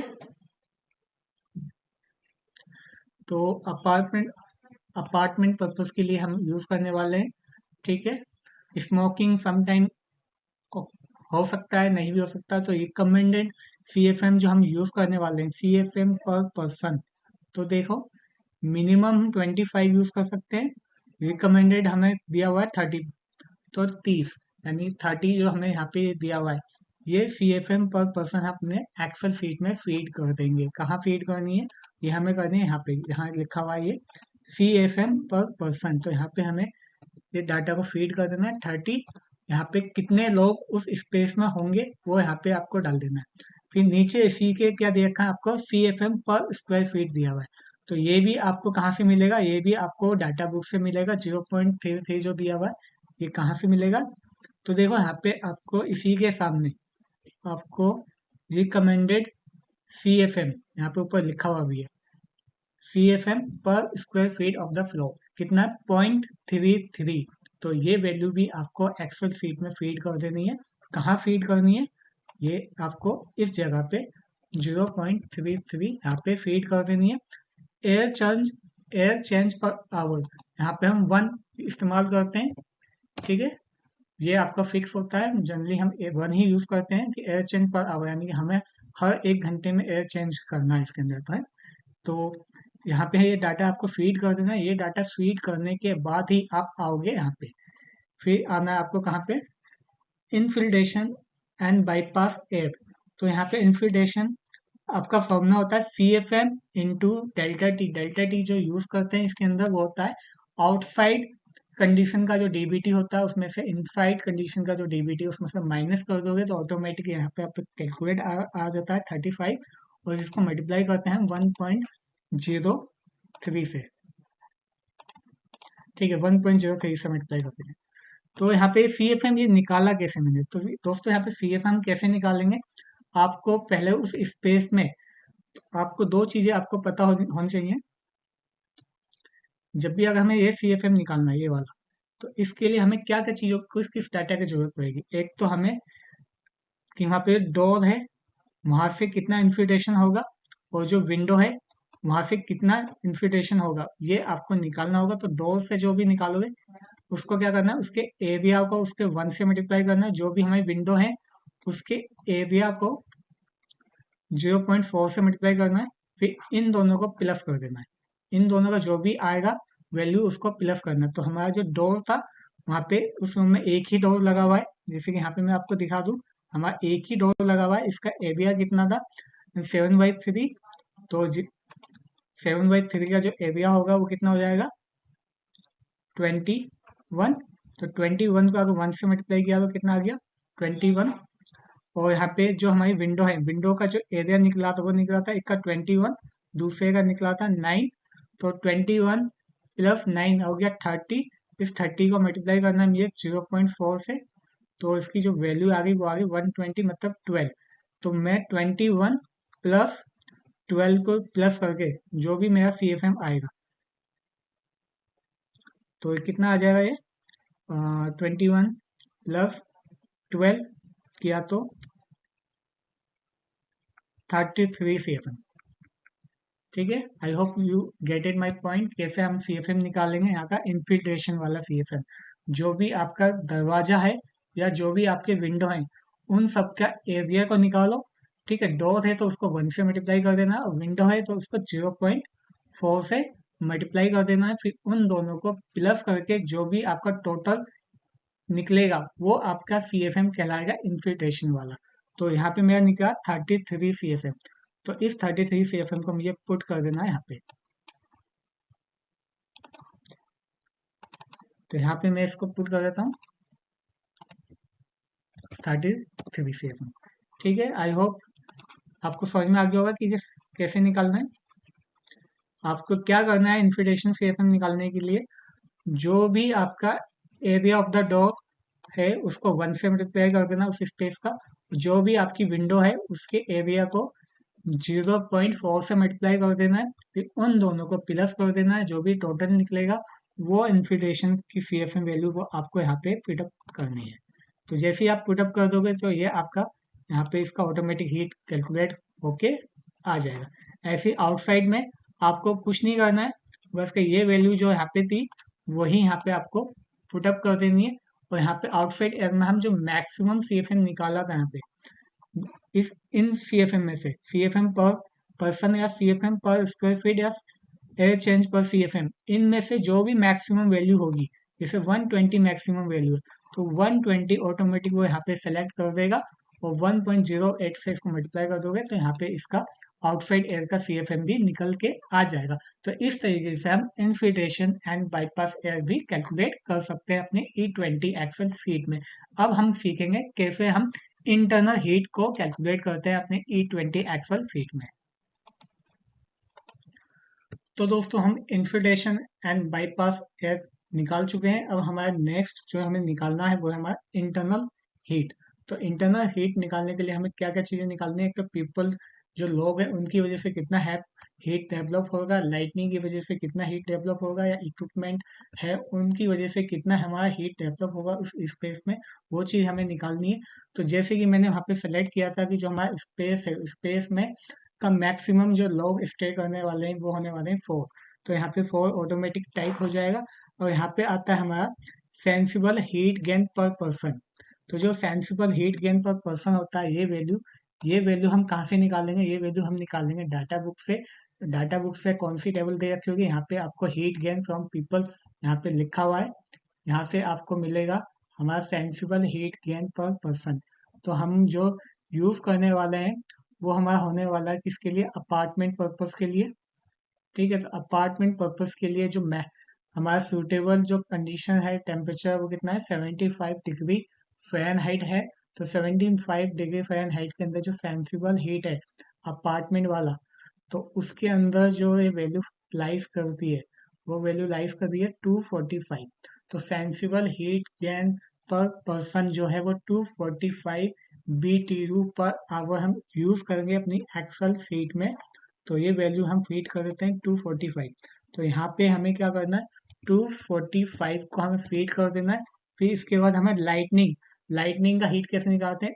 एरिया इंटू में वाट पर स्क्वायर फीट इंटू में 3.41, ये हमारा फॉर्मूला होता है। और ये वाट पर स्क्वायर फीट हम निकालते कैसे हैं? तो सपोज कीजिए जो लाइटनिंग का उसका जो लोड है, ये लाइटनिंग का लोड हम वहां से सपोज कीजिए कितना है। अभी हम एक्सेल शीट में हम चेक करते हैं जो हमारी लाइटनिंग है उसमें जो उसका लोड का जो वाट पर स्क्वायर फीट निकलेगा। ठीक, अज्यूम करते हैं इसमें अप्रोक्सीमेट। ठीक है, यहाँ पे 0.2 पर फीट दे रखा है, वाट पर फीट स्क्वायर 0.79 दे रखा है, 2.43 दे रखा है, 1.4। तो according to our requirement, dining area है उसका कितना होता है? ठीक है, ड्रेसिंग फिटिंग रूम है तो उनका कितना वाट पर स्क्वायर फीट होता है? इसका एक थंब रूल भी होता है। थंब रूल क्या होता है? अगर हमें वाट पर स्क्वायर फीट निकालना है तो कैसे निकाल सकते हो? सपोज कीजिए वहाँ पे जो लाइट है उसका लाइटनिंग का जो वाटेज है, लाइटनिंग का वाटेज जितना भी है, सपोज कि लाइटनिंग का वाटेज है वहाँ पे 500 वॉट का लाइट इस्तेमाल हुआ है। मतलब टोटल जो लाइट है वहाँ पे उसका जो वोल्टेज है वो कितना है? 500 वोल्ट है। तो उस एरिया का जो एरिया है, ठीक है, उस एरिया को हम डिवाइड कर देते हैं वाट से। तो हमारा वाट पर स्क्वायर फीट निकल के आ जाता है। तो कैसे निकालोगे? तो यहाँ से हम अज्यूम भी कर सकते हैं, अपने हिसाब से ले भी सकते हैं। ठीक है, अकॉर्डिंग टू आवर रिक्वायरमेंट, जो भी हमारी रिक्वायरमेंट है तो वहाँ से हम वाट पर स्क्वायर फीट हम यूज कर सकते हैं। अलग अलग दिया हुआ है। रेस्ट रूम का कितना है? 1.68, सेल्फ एरिया का इतना होना चाहिए, स्टोरेज का इतना होना चाहिए, वर्कशॉप का इतना होना चाहिए। तो ये भी हम सेलेक्ट कर सकते हैं। ठीक है, सपोज कीजिए हम सिंपल सा ले लेते हैं, 0.65 लेके चलते हैं। हम जो अपने डाइनिंग एरिया को अज्यूम कर लेते हैं, या फिर दूसरा जिसमें थंब रूल बताया कि एरिया है उसको जो भी वहाँ का वाटेज है उससे डिवाइड कर दीजिए। आपको पता होगा कितना लाइट लगा हुआ है, 4 लाइट, 100 वाट का आपका 5 लाइट्स लगा हुआ है, तो टोटल लाइटनिंग का वोट हो जाएगा वहाँ पे 500 वोट। उस 500 वोट को, एरिया को उसके वोटेज से डिवाइड कर दीजिए। तो एरिया कितना था? हम एरिया यहाँ पे आपको दिया हुआ है कितना? 210, यानी 210 एरिया। इस 210 को आपको डिवाइड कर देना है किससे? 500 से। तो आपका वाट पर स्क्वायर फीट निकल के आ जाएगा। यानी कि 210 को अगर मैं डिवाइड करता हूँ, 210 को अगर डिवाइड करता हूँ मैं 500 से, तो आपका आ गया 0.42, यानी कि वाट पर स्क्वायर फुट। ये थंब रूल होता है, इसका हम इस्तेमाल कर सकते हैं अगर आपको डाटा बुक में वो प्रॉपर नहीं मिल रहा है, वरना डाटा बुक से आप सेलेक्ट कर सकते हैं। तो मैं अभी थंब रूल का इस्तेमाल करता हूँ। ठीक है, तो 0 कितना निकला हमारा? 0.42। तो यहाँ पे मैं एक्सेल शीट में इसको फिट कर देता हूँ। 0.42 वाट पर स्क्वायर फीट निकल गया। ठीक है, और इक्विपमेंट के कौन कौन सा इक्विपमेंट, सपोज कीजिए वहाँ पे मैं कंप्यूटर भी यूज करता हूँ, उसके अंदर मैं प्रिंटर भी लगा हुआ है, तो उसका कितना वोल्टेज हो सकता है वो वोल्टेज भी हम डाटा बुक से निकाल सकते हैं। वरना हम खुद भी एक आइडिया ले सकते हैं, अज्यूम कर सकते हैं कि इसका इतना वोट होगा, हमारा कंप्यूटर है वो इतना वोट कंज्यूम करता होगा, हमारा लैपटॉप है उस कमरे में वो इतना वोट कंज्यूम करता होगा। तो वो भी हम उसके हिसाब से उनका टोटल वोट वहाँ पे निकाल सकते हैं। अदरवाइज यहाँ पे अलग अलग चीज का हमें अलग अलग वोल्टेज दे रखा है कि अगर कंप्यूटर है तो उसका कितना वोट होता है, 220 वोट लेके चलते हैं।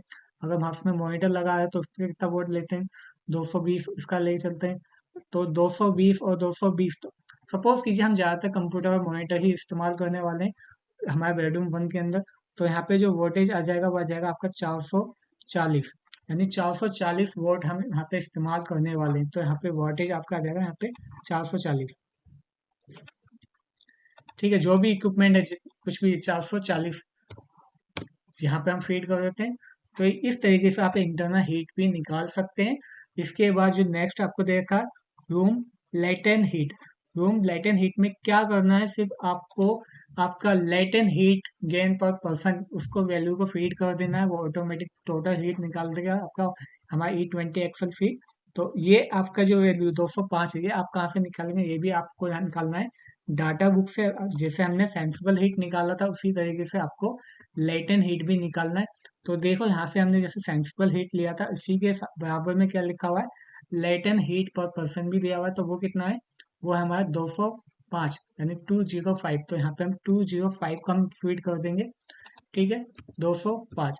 तो ये हमारा लेटेंट हीट भी निकल के आ गया। तो यानी कि हम इस साइड का सब डाटा हम फीड कर चुके हैं जो भी हमारे E20 एक्सेल शीट में निकालना था। अब हमारा मैन जो है गया है इसमें, अगर CFA इन्फिल्ट्रेशन स्विमिंग की वजह से कुछ हवा निकल रही है, इवॉल्विंग डोर है उसकी वजह से कुछ हवा अंदर आ रही है बाहर निकल रही है, ओपन डोर है, क्रेक है उनकी वजह से कुछ निकल रही है, तो वो भी हम यहाँ पे यूज कर सकते हैं। लेकिन हम जनरली ऐसा कुछ होता नहीं है, हम जो रेजिडेंस पर्पज के लिए इस्तेमाल करते हैं तो वहाँ पे इस टाइप का कुछ इस्तेमाल नहीं करते हैं। तो हमारा जो effective room sensible heat factor निकला वो कितना आ गया, 0.93। It is very very important, जो हमारा effective room sensible heat factor यानी कि वो निकल के आ रहा है 0.93। अब इसी के अकॉर्डिंग हमें EDP सेलेक्ट करना है। तो EDP हम कैसे सेलेक्ट करेंगे, it is very very very important, ताकि हमें एक्चुअल CFM भी कैलकुलेट कर पाए। तो अब हम समझेंगे कि कैसे हमें, अगर हमारा इफेक्टिव सेंसिबल हीट फैक्टर निकल के आ गया है तो उसके अकॉर्डिंग कैसा हमें ADP का सिलेक्शन करना है फ्रॉम आवर डाटा बुक। तो दोस्तों अब हम आ चुके हैं अपने E20 एक्सेल शीट के लास्ट स्टेप में, जिसके अंदर हम निकालने वाले हैं ADP, जिसका फुल फॉर्म है अपरेटस ड्यू पॉइंट टेम्परेचर, जो कि हम निकालेंगे अपने effective room sensible heat factor के अकॉर्डिंग। कैसे हम इसको फाइंड आउट करते हैं अपने डाटा बुक से, वो समझ लेते हैं। जैसे कि मैंने यहाँ पे आपको दिखा रखा है कि हमारा जो इफेक्टिव सेंसिबल हीट फैक्टर की जो वैल्यू निकली है वो कितना निकला, 0.93। तो 0.93 के अकॉर्डिंग हम ADP को कैसे सेलेक्ट करने वाले हैं अपने डाटा बुक के अंदर, बहुत ही ज़्यादा इंपॉर्टेंट टॉपिक है। और काफ़ी बच्चे कंफ्यूज रहते हैं कि कैसे हम एग्जैक्ट ADP सेलेक्ट करें according to effective sensible heat factor. तो इसको मैं पूरा अपने डाटा बुक के थ्रू समझाने की कोशिश करने वाला हूँ। तो देखो यहाँ पे लिखा हुआ है अपरेटस ड्यू पॉइंट टेम्परेचर। तो अपरेटस ड्यू पॉइंट टेम्परेचर की टेबल में ही आपको देखना है, और इसके लिए आपको दो चीजें पता होनी चाहिए। एक तो आपका इनसाइड DVT कितना था, इनसाइड DVT हमारा 75 डिग्री फ़ारेनहाइट था। ठीक है, 75। और इसका जो रिलेटिव ह्यूमिडिटी परसेंटेज था वो हमारा कितना था, वो हमारा 50% था। तो वही आपको देखना। देखो यहाँ पे 90% DVT दे रखा है, यहाँ पे 82 दे रखा है DVT, और यहाँ पे 81 दिया हुआ है, यहाँ पे 85 दिया हुआ है। तो हमें जाना है 75 वाले में। तो देखो यहाँ पे क्या दिया हुआ है, 75 DVT। तो इसी टेबल में हमें देखना है। और रिलेटिव ह्यूमिडिटी कितना है यहाँ पे, 50%। तो इस बार रो के अंदर हमें इफेक्टिव सेंसिबल हीट फैक्टर को फाइंड आउट करना है, उसके अकॉर्डिंग हम ADP को सेलेक्ट करेंगे। तो हमारा जो इफेक्टिव सेंसिबल हीट फैक्टर था, इफेक्टिव सेंसिबल हीट फैक्टर वो था हमारा 0.93। ठीक है, 0.93 देखो, तो इफेक्टिव सेंसिबल हीट फैक्टर में इस लाइन में देखो तो 0.93 तो कहीं है ही नहीं। तो मैं एग्जैक्ट वैल्यू 0.93 कैसे निकालूंगा, बहुत ही ज्यादा इंपॉर्टेंट। तो मुझे इतना तो पता है कि 0.93 जो है वो इस 0.82 और 1 के बीच में आएगा, जबकि मुझे 0.82 का ADP दे रखा है कितना, 54, और 1 का ADP दे हुआ है 55.2। तो इनके बीच में कहीं ना कहीं क्या होगा, मेरा 0.93 होगा, उसका ADP मुझे फाइंड आउट करना है। तो वो मैं कैसे फाइंड आउट करूंगा, तो चलिए अपने चलते हैं अपनी एक्सेल शीट पे। उसके थ्रू मैं आपको इजी वे में समझाने की कोशिश करने वाला हूँ कि कैसे हम निकालते हैं। तो यहाँ पे मैंने दिखा दिया कि हमारा जो हमें जो डाटा बुक में वैल्यू दी हुई है, ये वैल्यू दी हुई है, और ये दो वैल्यू मुझे गिवन है। ठीक है, तो इसमें पहला स्टेप कैसे निकालना है, आपको 0.84 से लेके 1 तक के बीच की जितनी भी वैल्यू है वो वैल्यू आपको नोट डाउन कर देनी है। ठीक है, वो वैल्यू जैसे ही नोट डाउन करोगे तो देखो आपको जो निकालना है वो 0.93 का एडीपी निकालना है। ठीक है, ये मैंने पहले से ही निकाल के रखा हुआ है कि आरा कैसे। तो ये आरा कैसे आपको क्या करना है, यहाँ पे एक फॉर्मूला लगाना है कि ये 55.2 में से इसको 54 को माइनस करना है, यानी 55.2 में से आपको 54 में से माइनस करना, और जितने ये डिजिट है, ये 1 2 3 4 5 6 7 8 9 10 11 12 13 14 15 16 17 है। तो 17 में से एक कम 16, उस 16 से डिवाइड कर दो। जैसे ही वो 16 से डिवाइड करोगे तो यहाँ पे आपका एक वैल्यू निकल के आ जाएगा 0.075। अब आपको क्या करना है, हर बार इसमें जब भी नेक्स्ट वैल्यू निकालोगे तो 0.075 को प्लस करते चलो। तो हमें इससे जब मैं नीचे की वैल्यू निकालूंगा तो मैंने क्या किया, इस 54 में इस 0.075 को प्लस कर दिया। इसी तरीके से फिर जब मैंने इसको किया, इस 55.075 में मैं 0.075 को प्लस कर दिया। फिर मैंने क्या किया, इसमें इस 55.115 में 0.075 को प्लस किया। मतलब क्या करता हूँ, उससे नीचे वाली जो वैल्यू निकालनी है उससे ऊपर वाली में मैं इसको प्लस करते जा रहा हूँ। तो इस तरीके से मुझे पूरा का पूरा टेबल निकल के आ जाएगा। अब मुझे देखो, मुझे जो निकालना था 0.93 का एडीपी निकालना था, वो कितना आ गया, वो आ गया हमारा कितना, 54.675। कितना आसानी से मैंने इसको एक्सेल शीट का इस्तेमाल करके निकाल दिया। तो एडीपी मुझे जो रखना है 55.675 का इस्तेमाल करना, वो उसको मैं डालूंगा कहाँ पे, अपने जहाँ पे मैंने हीट लोड कैलकुलेट किया था। 55.6 क्या था मेरा, 55.6, इसको मैं डिलीट कर देता हूँ कि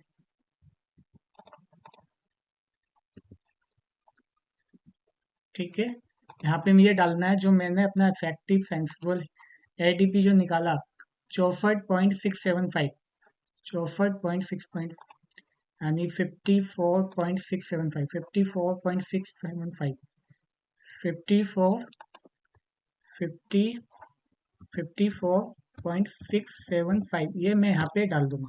जैसे ही मैंने 54.675 डाला तो यहाँ पे देखो ये वैल्यू कैलकुलेट हो गया, मेरा सी एफ एम भी निकल के आ गया। तो मेरा सी एफ एम कितना आ गया, लगभग 1445 सी एफ एम कैलकुलेट निकल के आ गया। और कितना टन ऑफ रेफ्रिजरेशन का मैं हीट वहाँ पे, ग्रैंड टोटल हीट जो यूज हुआ, मतलब कितना टन का मुझे वहाँ पे मशीन लगाना है अपने बेडरूम नंबर 1 में, वो लगाना है 2 टन का। ठीक है, इफेक्टिव कूलिंग प्रोड्यूस करने के लिए 2 टन का वहाँ पे मैं मशीन का इस्तेमाल कर सकता हूँ। तो इस तरीके से हम बेडरूम 1 का मैंने पूरा का पूरा स्टेप बाय स्टेप एक एक चीज को आपका, कैसे हम डाटा वैल्यू को फाइंड आउट करेंगे, कैसे हम अपने E20 एक्सेल शीट में उसको फीड करेंगे, पूरा का पूरा स्टेप बाय स्टेप आपको समझाने की कोशिश किया। और पूरा हमने इसका हीट लोड कैलकुलेट किया। सिर्फ हमें पहला रूम का, पहले स्पेस का जो हीट लोड निकालना होता है, उसी में हमें काफी ज्यादा टाइम लगता है, क्योंकि हम सब चीज का वैल्यू को फाइंड आउट करते हैं, डाटा को फीड करते हैं। अब इसके बाद जितने भी हम स्पेस का हम डाटा निकालेंगे, हीट लोड निकालेंगे, बहुत ही स्पीड से निकालेंगे, बहुत तेजी से निकालेंगे, क्योंकि हमें जो भी डाटा हमें फीड करना था वो और डाटा हम फीड कर चुके हैं। बस खाली वहाँ पे हमें क्या करना है, अगर हम बेडरूम 1 का निकाल रहे हैं तो बेडरूम 1 लिखना है, 2 का निकाल रहे हैं तो 2 लिखना है, 3 का निकाल रहे हैं तो 3 लिखना है। उसका जो भी एरिया, वो एरिया फीड कर देना है। इस कंडीशन में हमें कुछ चेंज नहीं करना है, यहाँ पे हमें कुछ चेंज नहीं करना है, यहाँ पे भी हमें कुछ चेंज नहीं करना है। लेकिन अगर वहाँ पे गिलास है तो गिलास का जो एरिया है उसके डायरेक्शन के अकॉर्डिंग वो हमें डाटा यहाँ पे फीड करना है, इसे हटा के। ऐसे वॉल है, रूफ का जो भी वहाँ पे एरिया है डायरेक्शन के अकॉर्डिंग वो डाटा हमें यहाँ पे फीड करना है। उसमें वहाँ पे जो भी पार्टीशन है, जो भी गिलास है, सीलिंग फ्लोर, जो भी एरिया है, वो डाटा हमें यहाँ पे फीड करना है। उसकी जगह इंफिडेशन जितना है वहाँ पे, वो हमें यहाँ पे फीड करना है। इनको हम कुछ चेंज नहीं करेंगे। अगर वाट वहाँ पे चेंज है, एरिया वाट, वाट पर स्क्वायर फीट चेंज है, तो वो हम यहाँ पे चेंज कर देंगे। ठीक है, BTU ये हमें कुछ चेंज नहीं करना है, ये सब एज इट इज लेगा। जब फिर दोबारा से ऑटोमेटिक वो सब कुछ हमें क्या निकाल के दे देगा, इफेक्टिव सेंसिबल हीट फैक्टर निकाल देगा। इफेक्टिव सेंसिबल हीट फैक्टर के अकॉर्डिंग जैसे अभी हमने एडीपी को निकाला, उसी तरीके से एडीपी जो भी आएगा हम उसको यहाँ पे फीड करेंगे, फिर हमारा पूरा तरीके से टर्न ऑफ रेफ्रिजरेशन निकल के आ जाएगा। तो दोस्तों मैंने अपनी तरफ से पूरी तरीके से कोशिश किया कि आपको इजी वे में एक एक स्टेप पूरा डिटेल में आपको समझा सकूं कि कैसे हम E20 सीट का इस्तेमाल करके किसी भी स्पेस का हीट लोड को कैलकुलेट कर सकते हैं। पहला स्टेप काफी ज्यादा लॉन्ग प्रोसेस होता है। अब मैं इसकी नेक्स्ट वीडियो बनाऊंगा जिसके अंदर हम पूरा बेडरूम टू हॉल और डाइनिंग एरिया और फिर उसका मशीन सिलेक्शन करेंगे अपनी नेक्स्ट वीडियो के अंदर। तो उसमें हम अपना पूरा ग्राउंड फ्लोर का जो भी हीट लोड कैलकुलेट करना है, मशीन सिलेक्शन करना है, पूरा मैं उसको कंप्लीट करूंगा प्रोजेक्ट वर्क। ठीक है, तो अब हम मिलते हैं अपने नेक्स्ट वीडियो में। Till then good bye. आप होप करता हूँ कि आपको वीडियो पसंद आया होगा। अगर आपको हमारा वीडियो पसंद आया है तो प्लीज हमें सपोर्ट कीजिए। Thank you.